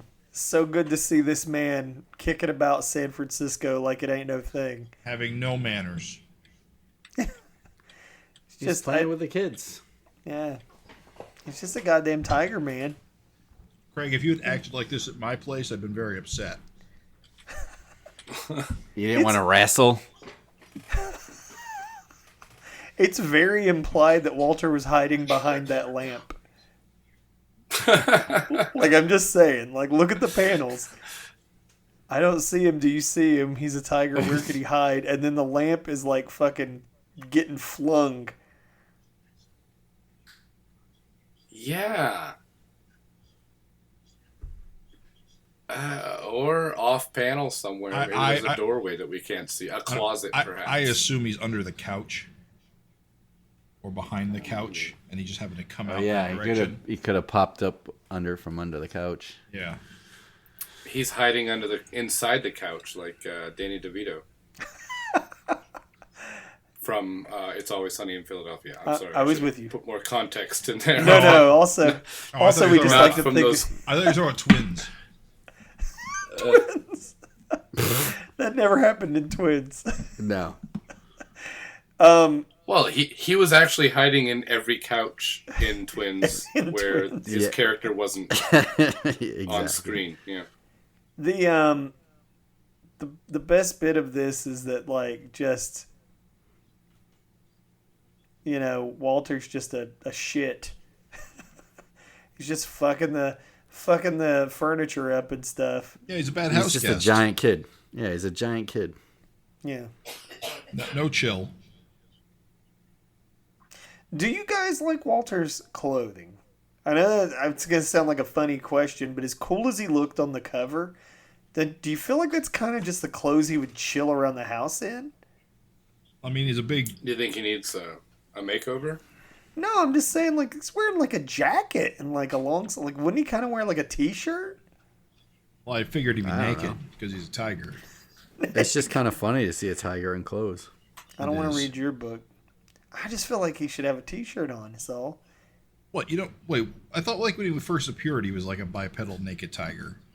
Did he always wear clothes? Nude. I don't think he always did. There's a backup where you see him naked. But yeah, I Right. don't think you see him naked. When he first appears, he's in clothes. I mean, he's a cat man. I mean, it's retractable. Has it come to this? Are we talking about Walter's dick? I mean, I thought you were when I said he should be It's naked. come to this. It's come to this. Walter's dick. You don't Ew. want to catch that tiger by the tail. Oh. You'd be better off catching him by the tail than the other end. But he's like Mako. He probably should be shirtless from pants up. I'm just saying, Perhaps a tank top? like, is this his leather jacket? If so, does he just wear his jacket around? This Like, doesn't and even... he This looks like a hoodie to me. This is like his hobo clothes. yeah, that's Yeah, what I it was saying. looks Is like the hoodie. he was a bit of a vagabond? Like, is he just in his bum clothes? Yeah, Probably. He doesn't own anything. His stinky bum clothes. Fair. I don't know. I know. We have cats, and I know that they like to You dress clean them up. themselves a lot. Right. And I'm imagining that he's probably very filthy underneath all these clothes because it seems to be the only outfit that he owns. Yeah. And also, he was a bum. Like, he bummed it from Canada to San Francisco. Tigers do like Right. water, though. He may shower. Getting all National Geographic on us. I like it. See, don't ever say you don't learn shit listening to the show, dear listener. You learned something you didn't know. You didn't know that before you heard that Jim say that. I'm pretty sure everyone's seen the photos of the underwater tigers. Have you never seen the pictures of the tigers in the water tanks? Now that you mention it, yes. Yes, okay. They look super awesome. These are old memes. Old, ancient. All right, how about we jump to the next scene? Yeah. We sure did give that Walter scene its due. Yeah. Are we- I like this follow-up scene. I think it's I was gonna say, fucking hilarious. are we gonna have to live with this hospital? How do we feel about that, fellas? What? It The feels photostat? it feels like it needs a little more cartooning. It looks just like a straight photo. You mean Yeah. more than none? Yeah, that's what I'm saying. More than that. Like, here's the thing: is I was reading it, and I was like, oh shit, a photo. Like, it's just a photo in my Savage Dragon, huh? What do they call those photo comics? Photo comics. Fumetti? No, they have like yeah. Yeah. Fumetti comics. Now, here's the thing: is if you have to choose a thing, you know, in Savage Dragon, there's always like distinct architecture to let you know where you are in the book. Right. This is a fantastic piece of architecture. I'm not criticizing the angle of the hospital like fucking at all. I'm just saying, like, turn the cartooning up like 10%, right? Yeah, I don't want to see it every time somebody goes to the hospital. I don't want to see this photo. Like, there's a little bit of brushwork in the windows in the foreground, but like, Yeah. not much more than that.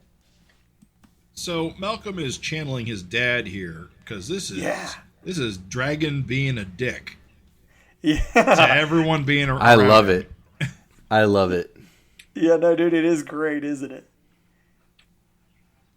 He's acting so much like him that his upper lip disappeared in that second panel. Yeah. I do love too when he's just running down the names of guys he's beat up. Yeah. In and out burglar. Now we actually got to Hate-monger. see Hate Monger, right? Alpha male. I want to see the Birkenstocker. How's that We guy didn't see look? him. Tenderleon? I know it's like Tenderloin, but like, Yeah. who do you think Tenderleon is? Like, what's his deal? He's probably what's his name? The Golden State Rainbow guy. One of his nemesis. One of his The what? Bay Guardian. Bay Guardian, that's him. Did you say Nemesis? Yeah, his nemesis. Oh. My brain had to work, dude. It did math manually to process that one. You've never Have we heard seen the term nemesis? Nemesis? No, dude. You I guys, hate- I know. you guys should work on pronouncing words wrong more. It's Oh, fun. And malpropism. Got it. I know Mr. Jinx hates Mises to pieces. Is it something like that? I hate Nemesis to pieces. Yeah. Yeah. No, the crazy thing is that like we've seen a lot of these characters, like Alpha Male, the Night Dwellers, and Hate Monger were all in the book. Yep. So it's like 50% like stuff we've seen on panel, 50% stuff we didn't. Do you feel like Eric's kind of like doing like a little bit of that like Nico shading on this one panel here? Oh, the lines? That's kind of cool. Kind of. Yeah. Well, yeah. Well, he was doing some of that in the last issue too. Yeah, very like Simon-esque. Yeah, like Walt Simonson stuff. I mean Simonson, not Simon-esque. Simonson-esque. Simon S. Simonescence. He was drawing like Paul Simon. I do like this check-in, and again, like we talked about it, we've said it many times, but just the multiple check-ins that you get, like this is a literal check-in. Yeah. Like Malcolm is checking in with them. It's been 2 issues since they got smushed, but at least we know they're alive now. Right. It's good to know they're that strong, though, dude. Like they got stomped by a goddamn Gorg, and they're alive. Well, these two, of course, have dragon like energy of some Right. kind in them, and these girls are a quarter god. So Yeah. Is it Makes radical? sense. yeah, they're radicals kids, and he's a half a god. Radical, yeah. Yeah. So you got to imagine they're pretty tough, even if they don't have the healing factor of dragon and the chosen ones. They'll must, Squirting, Yeah, I would think that's. squirting out a few spider webs. He really asks for it. Oh, it's great. I love it. No, great page, dude. Fucking fantastic. Some nice comic relief. Bros, can I tell you that this next page truly cements the Dragon Kids are going to be Ninja Turtles. Okay. Have a Ninja Turtles dynamic where all 4 of them have like a unique personality. Well, there's that. Yeah. And they're eating pizza. Yeah, dude. So. And they have 2 toes. Can't believe no other children in the world eat pizza. No, dude, it's more than that. You know it. It's all 4 of them, like fucking, like the one Tyrone does machines. Like I'm telling you, dude. They're different shades of green, like the action figures. Yeah, he's even Right? the Donatello colored one. Like he's the darker one. Telling you, dude. I do love that 4th panel. The cartooning is awesome. On the So Good. Yes. Yeah. Dude, you truly, he is relishing that pizza. That is an excellent fucking sight. Like, just the cartooning on it.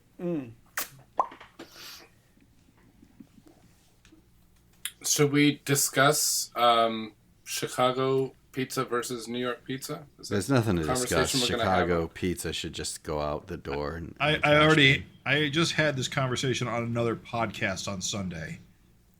Oh, all right. So tune into that show instead, folks. Which podcast was that? That's a you want to say? Legion of Substitute Podcasters. Yeah. Latest episode. Since I don't care anything about that, I'm just going to say that New York pizza kicks Chicago pizza ass. Yeah. I'm not You sure if can't I- call Well, it. deep dish. Yeah. I'm not sure if I've ever had actual Chicago style pizza. Now that I think about it, because regular deep dish like pan pizza isn't Chicago style pizza. Well, you have, Jim, but you probably just called it by its proper fucking name, lasagna. A casserole. Yeah. Casserole, yeah. Yeah. We went out of the way to get it last time I was in Chicago because I'd never had it. And Soup. I didn't want it. I ate a slice and I was like, I'm good. And I never do that with pizza. Well, it's mostly tomato I think sauce, the right? sauce is too chunky. Right. Yeah. The crust is too like flaky. Oh, is it like pie crust? Yeah, I just might be too into that. much. Yeah. I don't know. I like the idea of all that cheese and everything, but I don't care. I like Detroit style, and that's thick, but Detroit's it's not like good, yeah. Chicago. Yeah, Detroit's Detroit good. style's incredible. Detroit's like proper deep dish, like as I would imagine in my mind. That's Yes. that's excellent. But for some reason, I can't deal with Chicago. Maybe I need to try it again, but I did not enjoy it. Nah, you don't. You don't have to. I see Amy. Well, that's also like the tourist pizza for people that go to Chicago. Probably Like right. the actual pizza is like the tavern style, which is flatter and it's cut into squares. Right. And here's the Yeah, thing. that came up in another conversation. Is that quote unquote actual Chicago style pizza is that square pizza, not this. Right. Yeah. The tavern cut? Yeah. I'm all Apparently, for- if you're from Chicago, that's Chicago style. Here's the thing is I'm all for tavern cut because I actually grew up with it. And I was like, I had no idea what it was. I was just walking around calling it the square pizza and no one knew what the fuck I meant. And I finally Googled it and I was like, oh, tavern cut. And I had to find out it's from Chicago. So tavern cut pizza is the fucking bomb. Yeah, but But- see, we have square cut pizza, but it's usually a Sicilian slice. We don't call it. It's probably little- not what you're talking about. It's a little Well, that's different. a square pizza. This is a round pizza cut into squares. Oh, okay. And the thing is that like you might be like, so what? But the funny thing is it being in all those little squares does change the way you eat it because, dude, you can put away like fucking 50 squares. And Well, like, it turns pizza into sliders. yeah, it's small. You can make pizza sandwiches. You can just fold it one, and it's a versatile thing. If you hate crust, you can eat the inner pieces. If you like crust, you can eat the outside. It's a tavern cut is. I don't trust anyone that doesn't eat their crust. I don't eat Eat your pizza goddamn- buns. So we're Eat your going crust. with New York then, are we? Oh yeah, no contest. Eric even suggests that if you look at the art closely on panel 2, please note that Paul is making sure his human hand doesn't touch the disgusting Chicago pizza. Yeah, he's only touching that with his robotic hand, as I imagine you would grab like a turd with a claw gripper. Like that's kind of what he's got going on. So Put your hand in a plastic bag to pick up a poop Yeah. off the floor. I'm going to Yeah. make a wild guess that Escape from New York Pizza and Zachary Chicago Pizza are two pizza places in San Francisco. Oh, of course. They have to be. Oh, yeah. In fact, if you guys want to talk, I'll look it up on my pizza app right now, and I'll find out what they're... Or you can just They're discuss it scored. on your other podcast. Yeah. The no shit, Mark Welser is a pizza loving fucking connoisseur. Like when I visited him, he's like, "Oh, you gotta eat this," and like I was like, "Okay, dude, I respect your pizza choices." So, as a fellow pizza eating bastard, I'll take your word for it. Well, let's do a lightning round, FINteresting conversation. What toppings do you like on your pizza? Oh my god, what don't I like is easier. I eat everything. Yeah. And anchovies. Oof. I hate olives, and Okay. yeah, that's about it. I don't eat olives. If I'm trying a pizza for the first time, it's got to be cheese because I don't want it masked. You gotta Like, I you wanna gotta taste that what it- sauce and that Just I have fries. to cheese? taste. Yeah, I gotta understand what it tastes like. Like I just respect plain. that. I respect that because I order pepperoni when I go to a new pizzeria, and everybody's like, "Pepperoni, you can get that anywhere," and I'm like, "Wrong, wrong. This ground level pizza is how I'm going to judge every other pizza you have. Because if you're fucking that up, then what good is their specialty pizza?" Well, I know there's a lot of people who just decide that cheese pizza's the way to go, but I feel like you have to have a topping on it. yeah. Yeah. I'm not one of those cheese pizza guys, but I am very strict. I have pepperoni and I have mushrooms. Period. That's- Full stop. That's it. That's it. That's it. I hate Christ. onions and I hate peppers and I refuse to eat any pizza that touches them. You hate onions and peppers? Gross. Also, it covers up the taste of the pizza. I want to taste the fucking pizza, please. I think onion's like the only plant that I will let be on my pizza as a topping. You never I don't had like peppers. I don't ever order it, but I'll eat it if it's there. pickles. Oh, I love right. so many- If I'm ordering, I'm getting pepperoni. Bros, I love so many If I'm vegetables. feeling spicy, I'm getting pepperoni sausage. Like I can do meat lovers. I do like sausage and like, well, not so much the meatball. I think meatball's kind of a cheat, but beef's good. Yeah, beef and I'll do a See- meat lovers. I'll do a meat lovers, but I just prefer mushrooms and pepperoni. Little seasoned beef. Yeah, it's okay. Well, according to this pizza app that I have, which is the One Bite app, Zachary's Chicago Pizza has a 7.5 rating, while Escape from New York has a 7.2. That app's wrong.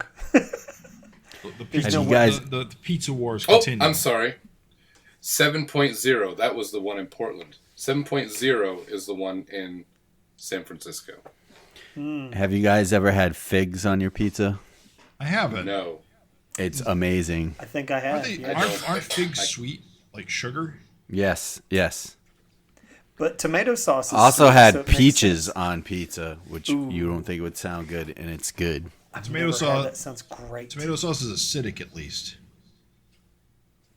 I don't know. I don't get it. I don't like putting sweet. I understand people like sweet and savory, but I don't like I can't stand like You never had a ham and pineapple pizza? I God, I know fucking people no. shit on it, but I love ham and pineapple. pineapple. Ham and See, pineapple's so good. no, it's not. It's not. On its own, it's fine. I don't want that dribbly, watery shit on my pizza.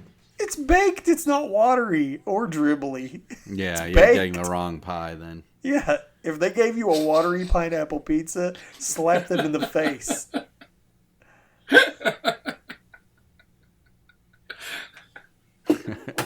So many Just things. imagining this wet ass pizza. Yeah, with the pineapple's just all goosh. They you just go. pour the can of pineapple water and all on top of the pizza. Yeah. I assume that's what you freaks like. No. Next Where I time grew I up- visit, we'll fix you. Where I grew up, there's a large Portuguese population, and they have this like sausage called linguiça, which is terrific, and they grind it up or they cut it like pepperoni and they put it on pizza, and it's amazing. And it's that's like the only place I can get it is when I go home, which is kind of crazy. Linguiça. I know was it St. Louis? They have their other pizzas. They use a cheese they call Provel, which is, I think it's provolone, cheddar, and Swiss. Swiss? That sounds weird. It sounds weird. I've never had it, but I've had it. It's good. Is it good? I've not had this Provel you're talking about, but I put Swiss on pizza. Oh. No, this is apparently. Anyway, I guess that's the end of the pizza. Yeah, we got a little excited about the pizza. No, it's okay. You said micro FINteresting Conversation. Yo, the great cartooning continues. This issue is full. This issue truly has it all. This issue, look at the explosions and scribblies around Angel Face Malcolm. Are you guys ready for this Mickey Mouse stuff to continue? I am, because I wasn't satisfied, goddammit. Dude, Yes, I know it needs a proper ending. I know the focus is on Malcolm's face in that panel, but Maxine looks awesome with like the look away kind of like like stubborn kind of look. Yes, dude. Yep. And I love that dress on her. That can be one he can keep in rotation. Good shit, dude. The scribbly explosion, just all this. And Nikos is cartooning, dude. The lighting on this issue, please stop and pay attention to just the different little shadows and things he's done. Like the shadow coming off of Malcolm's head in that, he attacked me panel where he's got the angel face. Yeah. Like as the head is casting shadow onto the fin. It feels like Nikos is doing just a little bit something different this issue, and I am digging it. Yeah. It's good stuff, man. Yeah, it looks like she's going to be pressing charges towards Mickey Mouse. That is honestly one of the craziest developments there could be, because while we have seen courtroom action in Savage Dragon, believe it or not, and if you recall, I liked it. I was like, this was a good issue with the lawyer stuff. It does make you wonder. It sets up some interesting things. Like, why would they not want to have that government housing with all the superheroes? Right. Like, why would they want a house? Like, aren't houses super expensive there?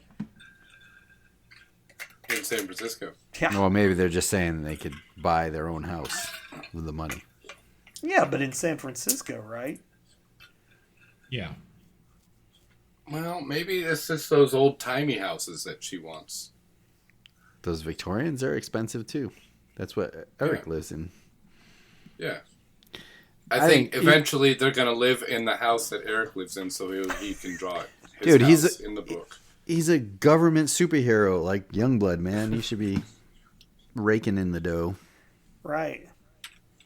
Well, I guess a lawsuit won against Mickey Mouse would be more profitable than what your average government employee gets, I guess.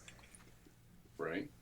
If they win that case, yeah, that's a good point, because Disney does have the best lawyers. What's it mean for the book? That's what I'm saying. Is it's like they just moved into the Youngblood complex, and it's like the SOS complex, and it's like they're gonna move out immediately into a house that can get destroyed by War Bride. That's all I'm saying. Yeah, it's true. Like, it seems like the safest place to be is at like a government facility. Right. Listen, these kinds of cases, they take years. That's true. Are we ready to see? This is the book now. They're not going on any wacky adventures. They're not having fun. They're just going to be tied up in litigation. Lots of litigation. Yeah, receipts. Yeah, that's going to be issue 300. Xeroxing receipts. It's come to this. It's just got Mickey on one side sweating and Maxine sweating on the other side. A judge in the center saying, "I find the verdict to be ... There's going to be 3 issues of them trying to agree on a jury. Goddamn. And one of them's going to be Powerhouse. I do find it interesting. I do find it interesting. It's a frankly crazy direction. I did think we were done with it. Yeah, I wasn't satisfied with how things ended up last issue. but I think this is a good way to close the book on him, is to take him to court and because a fight would have been too easy, right? Right. Or you think Malcolm's going to have to beat some lawyer ass? I love this panel, this splash page. It looks like a cover. Yeah. Could have easily been. It's got the guy, the one human. Like, what's he going to do? Maybe he's got powers. You don't know. It's possible he's got powers. But just like the cartooning on Maxine, like how her hair is all like, spread out. And Yeah. it's just so good, dude. What do you think about, like, it's very rare that Eric does, like, a no background on, like, a splash like this. Dude, I love it. Just, like, the color. Well, I love it. I think it looks great. The colors here look fantastic. What do you guys think? But the colors? I think the colors look good. It's, what is that, mauve? No, like on the whole page. Like, I'm just saying, like, your impression of the whole thing. Like Craig was saying. I like it. I don't want to see him do it every time, but it's, you got to change it up. I think it's cool just all the guys dropping down like that. It just puts the focus on the characters, which is cool. And even, like, the page before it, like, the last panel on that page was kind of from their perspective, from looking down on them. Right? Yeah. That's classic storytelling right there. Love it, dude. He's a master. Love it. So we get to see more of, like, that Malcolm super aim as he tries to keep his wife out of trouble. Right. Yeah. He has very fine control of objects in space. Aimed his foot right to that guy's face. Right. Punt.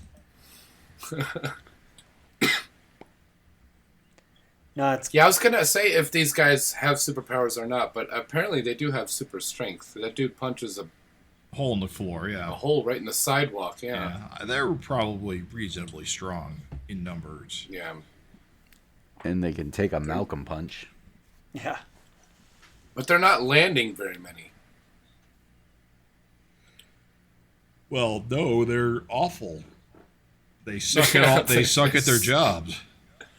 They're terrible. You can't just be a bunch of regular toughs. I mean, not against this guy. Clearly, they've never read a newspaper. Guy fights frickin' sea monsters and shit. Well, I just can't wait to see what Warbride has to say about all this. Can't wait till she shows up. Right? There's so many good fight panels in this issue, though.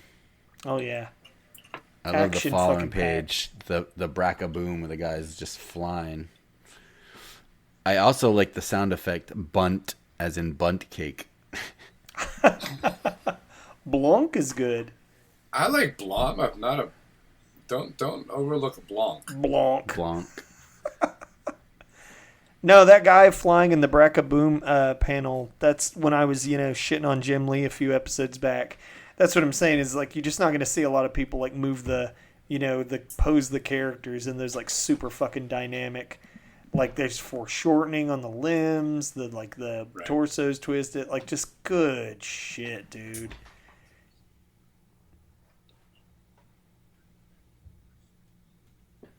Oh, this, It tosses Maxine up on the building, but, like, the way he drew it, you can tell she's landing gently. Yeah. That's that super aim. It's so good, dude. Just the Yeah. whoop. And again, talking about Nikos' lighting, love the way the light of the phone lights up her face, Yeah. as opposed to just not having that detail. Right. So It's getting good, better. so good, dude. Love the sort of screen tone stars going on. Like Yeah. it's not just Eric's typical star field. Like there's kind of like a screen tone effect over the coloring. I love that crazy Ghost. robot-looking guy behind Malcolm when they all, like, carrying him out. Yeah. He seems like he talks like, "We're going to get you to Warbride, Malcolm." Is There's also that guy kind of looks like Mole Man. Yeah, we got like With them glasses, yeah. we got like Kamen Rider is live streaming. Streaming, yeah. Antennas and everything.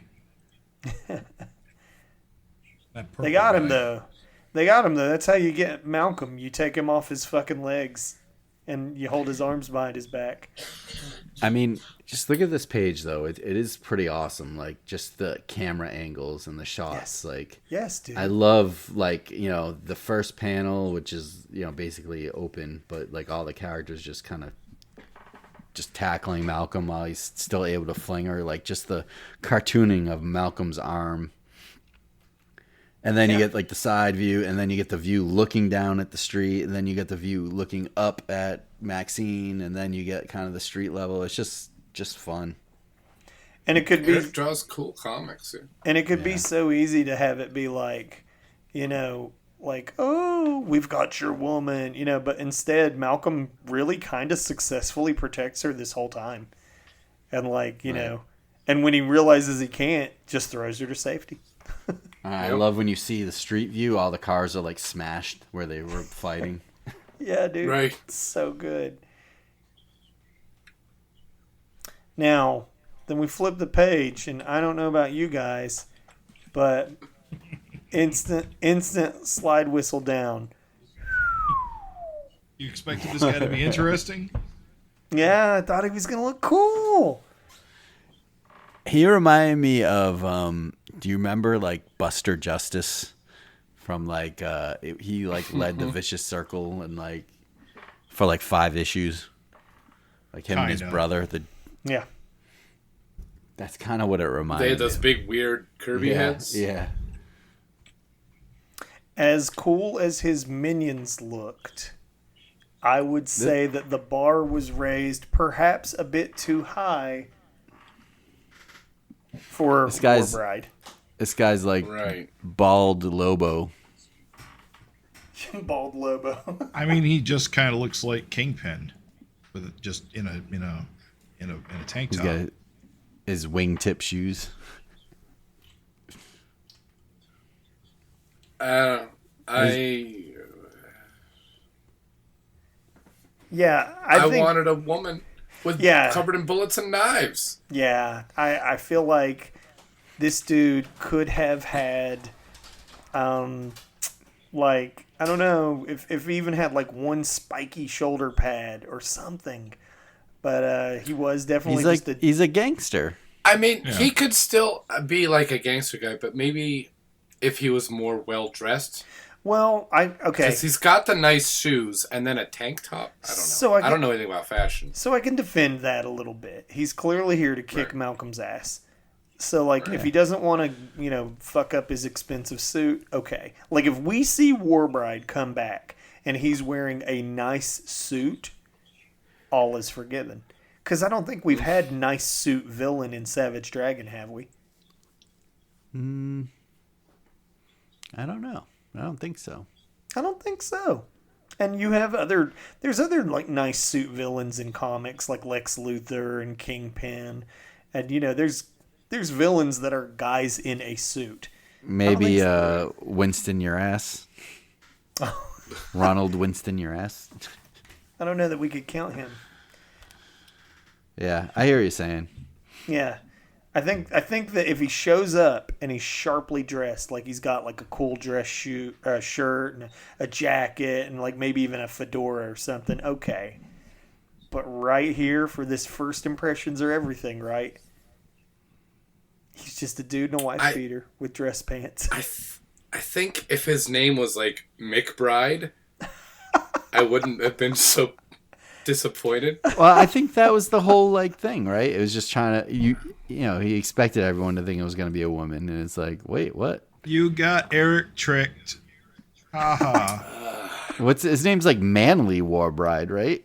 Manly Warbride, yeah. He's a man. His name is a joke. Yeah. Manly Warbride. Yeah, it is an absolute joke. Yeah. Manly Warbride. It's like props on some art, the little like cushions, the little like buttons on his chair. It's just some Yeah. scribbly stuff, but man, for some reason, it's hitting my eye as like so photorealistic. For some reason, it's weird. I like his little like sculptures and stuff. The human eye is a mystery. Yeah, it looks Yeah, good. it looks great. It looks really good. Shut up, Dickwad is funny. Yeah, who the hell are you? Shut up, dickwad. So good. Shut up, Dickwad. Thoom. The name's Manly Warbride.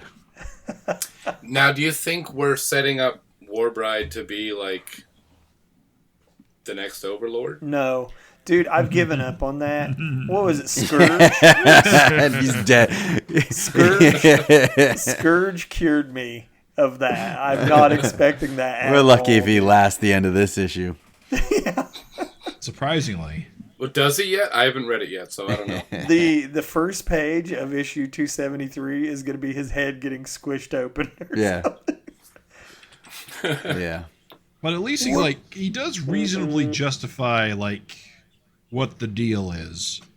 Is that he's a mob boss, he's got a gang, and as long as Malcolm and the SOS were fighting sea monsters and other bullshit, everything was cool. But the moment he starts trying to save his ransom guys, now it's a problem. Yeah. So it Useful idiot. Yep. But I gotta say, as much as I don't care about this guy or any of his flunkies, the payoff is worth it. Oh, yeah. Oh yeah, baby. The kids are in action, and that's rad.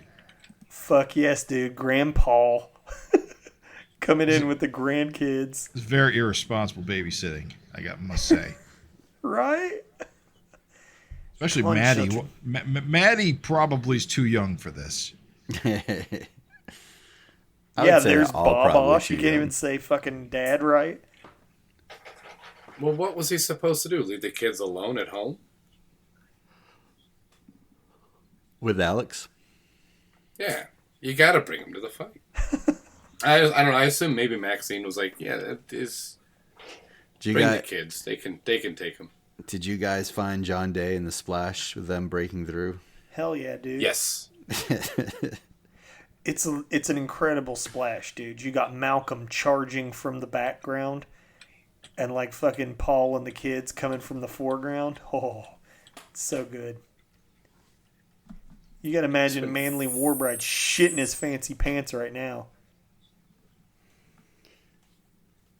It's So funny we how got this... 4 splash pages in this one, plus a double page. Yeah. This just seems like there's a lot going on in this issue. Dude, it's like I know we've said it, Craig. Dude, we've said it so many times. But just Savage Dragon at its best is when it's just like, God damn, there's a lot happening. Yeah. Just fun to see the kids in action in like intentional way. We've seen them in action before, like individually or occasionally as a group when they're out on their own. But actually being the cavalry coming to save Malcolm, that's rad. Yeah, is this the first time they're really like superheroing? Yeah, dude. I would say so. Get a load of Jack and Tyrone, the Rumble Brothers. Yep. That's a You know, pretty tag good. team. That's a pretty good rider kick, Jack. You got that going for you. So, Amy is swearing away. Yeah. Yeah, it's got mouth Where on is she these kids, learning these words? you just got bitch slap a 9-year-old. Probably Guy and Duder cartoons. Yes. Confirmed. No, dude, it's fantastic. And then the build up. Walter gets on the action as well, yeah. Yeah, Walter. I was like, oh, and I'm not gonna lie, dude. When I saw this like fucking lone creepo, it's a great payoff because like you are looking at everybody, like everyone is present in that fight, Right. and then you're just like, oh fuck, dude, and then oh yeah, Walter. Yeah, like you could totally see that in a movie or something where it's like, Walter just jumps from the off panel and tackles the guy, Roar. It's good, dude. It is a hoodie, by the way, guys. His hobo clothes, it's a hoodie. Yeah, he's got to disguise the fact he's a giant tiger. Yep. Amy dropping the fucko. Feast on my fist, fucko. Now that is alliteration I can get behind all day long. I love how War Bride's just kind of creeping down the steps. Just walked away. Yeah. He'll be back. At least once. Yeah, at least once. What if we never saw him again? Right? What he Like, missed? He's gone for 20 issues. This is going to be one of those dangling plot threads where everyone's like, whatever happened to War Bride? He's still out there. The big 300's coming up. That's it. We're going to have a FINteresting conversation. What do you think will be the issue War Bride will show up in? It's going to be the surprise witness at the trial. That's it. Good stuff. I love how even in the last panel, it's like everybody rejoicing and there's just Walter's tail. Right. To let you know They're all... He made it. He made it. Thank goodness. Don't scare me like that. Yeah, he lived. What's funny is upon first reading, I was like, oh, fuck. I was like, he left us wondering if Walter was okay. No, he didn't. Walter's right there. With his woof tail. That's a deep cut. Or anyone who read Where's Waldo growing up. So, guys, I hate to tell you, Mark, but you're going to have to accept it. Ken Albury's a real person. What do you mean? This pinup, Yeah, Amy Dragon. This pinup costs $5. so it does. It's a real pinup. I've seen it. So, Ken Albee drew this? yes. Yeah. Mm-hmm. Someone with that name drew this. That can't be real. This is AI. I do Allen like that there Iverson? is a Mickey Mouse hamster. It was a tiny little Steamboat Willie. Mm-hmm. That's creepy. Yeah. Oh, he's very creepy. A barrage of belling hamsters. Bellingham is a joke.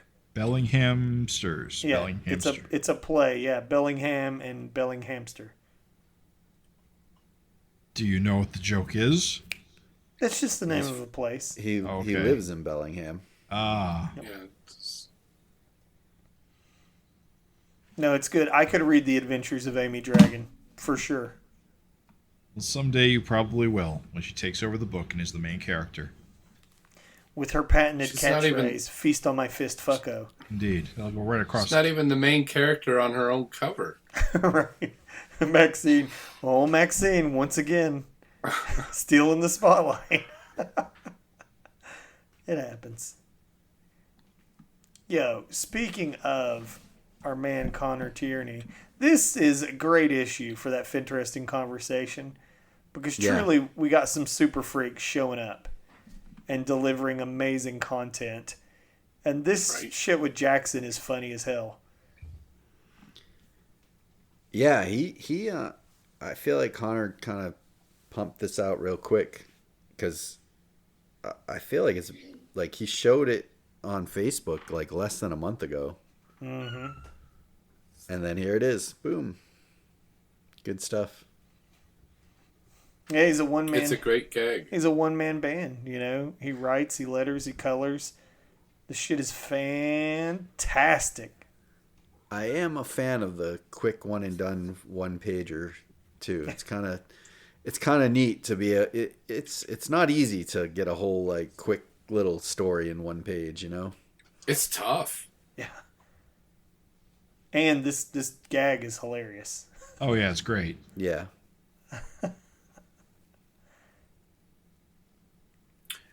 Do you think we're going to see the return of Fast Blast You know, in issue 300? anything can happen. He'll be the main villain. Now, which one of you eagle eyes can spot Kid Eastwood, though? I don't know. Is he in that crowd? I'll leave that for you, dear listeners. You keep your eyes out. I see him. Yeah, he's there. You got him. I'm not gonna say anything. No, absolutely fantastic. And bros, what about this back cover? What's going on? This is some good shit here too. Do we know who this artist is? I don't. I apologize. Yeah. It's an artist. Somebody had just posted something about them on the Facebook page. The group. I can't even read the signature. I don't know how to pronounce this name. I wonder if it's Master J Wood. It's something like that. They have a Kickstarter going on, and somebody had just posted in the group, like some she-dragon and some dragon sketches they have. I guess they have a sketchbook that they're bringing out through Kickstarter. It's good. I don't know how to pronounce. It's all like one word. It's good stuff. Mustache wood, Master J Wood. I don't know. Mustache Wood? Mustache Wood. I'm gonna say it's Master J Wood. Master J Wood sounds like it's something that would mean something. So, AKA That sounds MJ. more like a name, yeah. AKA MJ. But who am I to say? I don't know. But Maxine's still not wearing underwear. oh yeah, this is the back cover. You think? We don't know. Real No. check. We don't know. Yeah. In the advanced version, we don't know. I would say it's probably more likely because of Maxine's drippy cooch that it's probably Moonbeard is the back cover. Yeah, that makes more sense. You're gonna get away with a lot. funnies. You're not gonna have a dripping vagina on the back. no. Can we talk about Moonbeard for a second? Yeah, Yes, like dude, it's good to always. see the funnies Real quick. back. I love this. Yes, dude, I love This strip. Moonbeard. This one really got me, and I love it. That's all. It's simple joke, Yeah. but I love it. No, dude, it's so Yes, the island. You told us. Christ. good. Poor guy.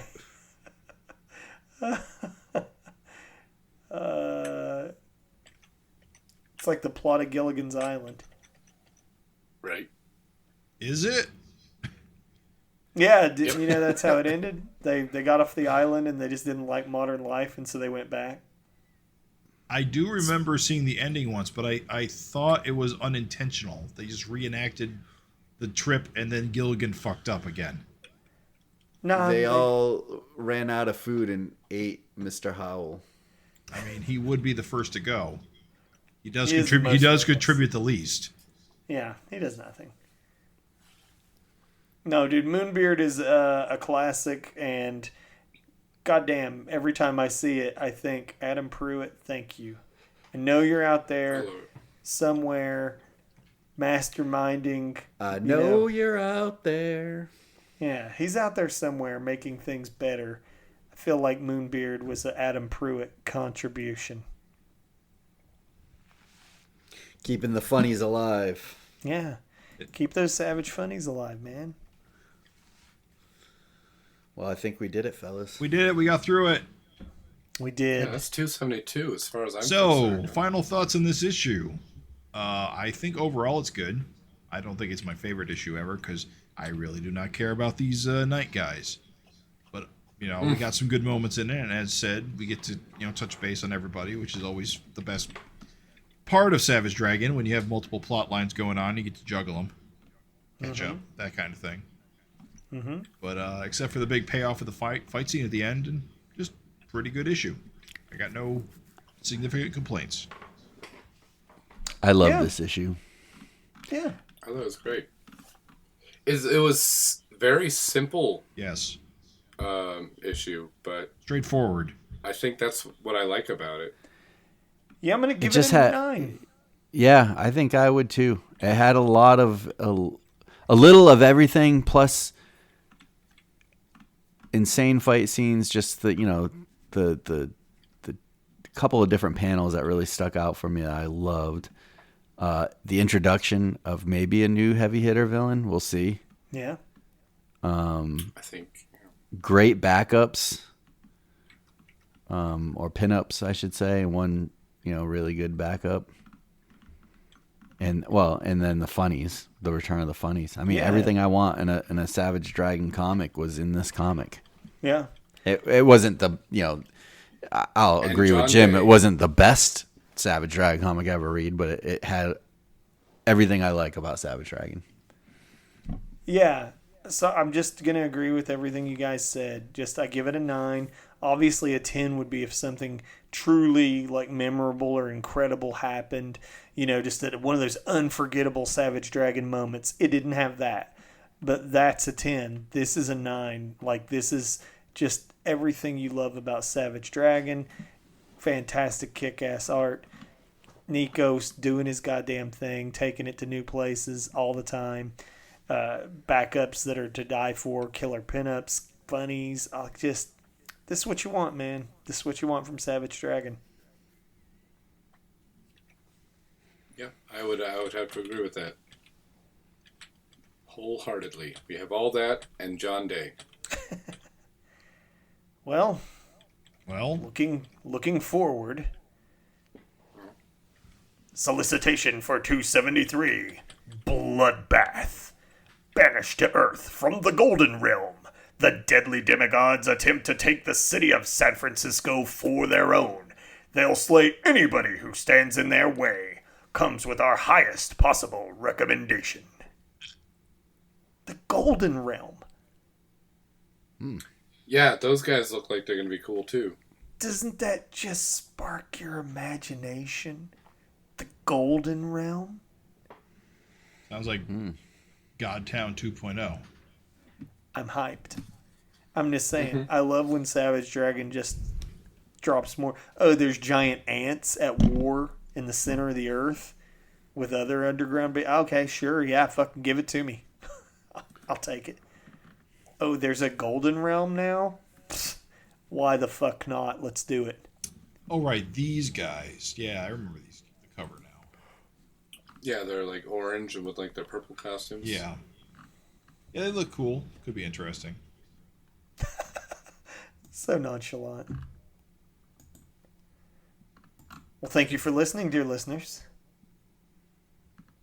Yes. I think earlier Craig said what our email address is again. I'll just run it out again. You can always contact us at savagefincast@gmail.com.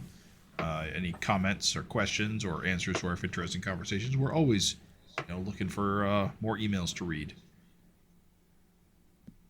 So thanks again, as always, for coming along and listening to us talk about Savage Dragon for 2.5 hours. We do appreciate it, and we'll be back again as soon as we can. Possibly with new retros. Maybe. Possibly. And definitely with the next issue as soon as we get our hands on it. Thanks again. Everyone have a good night. Whoops. Thank you, fellas. He's a wuss. I might tell them good night. I don't know when they're listening to this. Because it's 12:30. Good night, dear listeners. Sleep tight. Hey, don't let the bed bugs turn bite. the light off. Go home. You can only listen to this podcast at night. I mean, they are the night dwellers.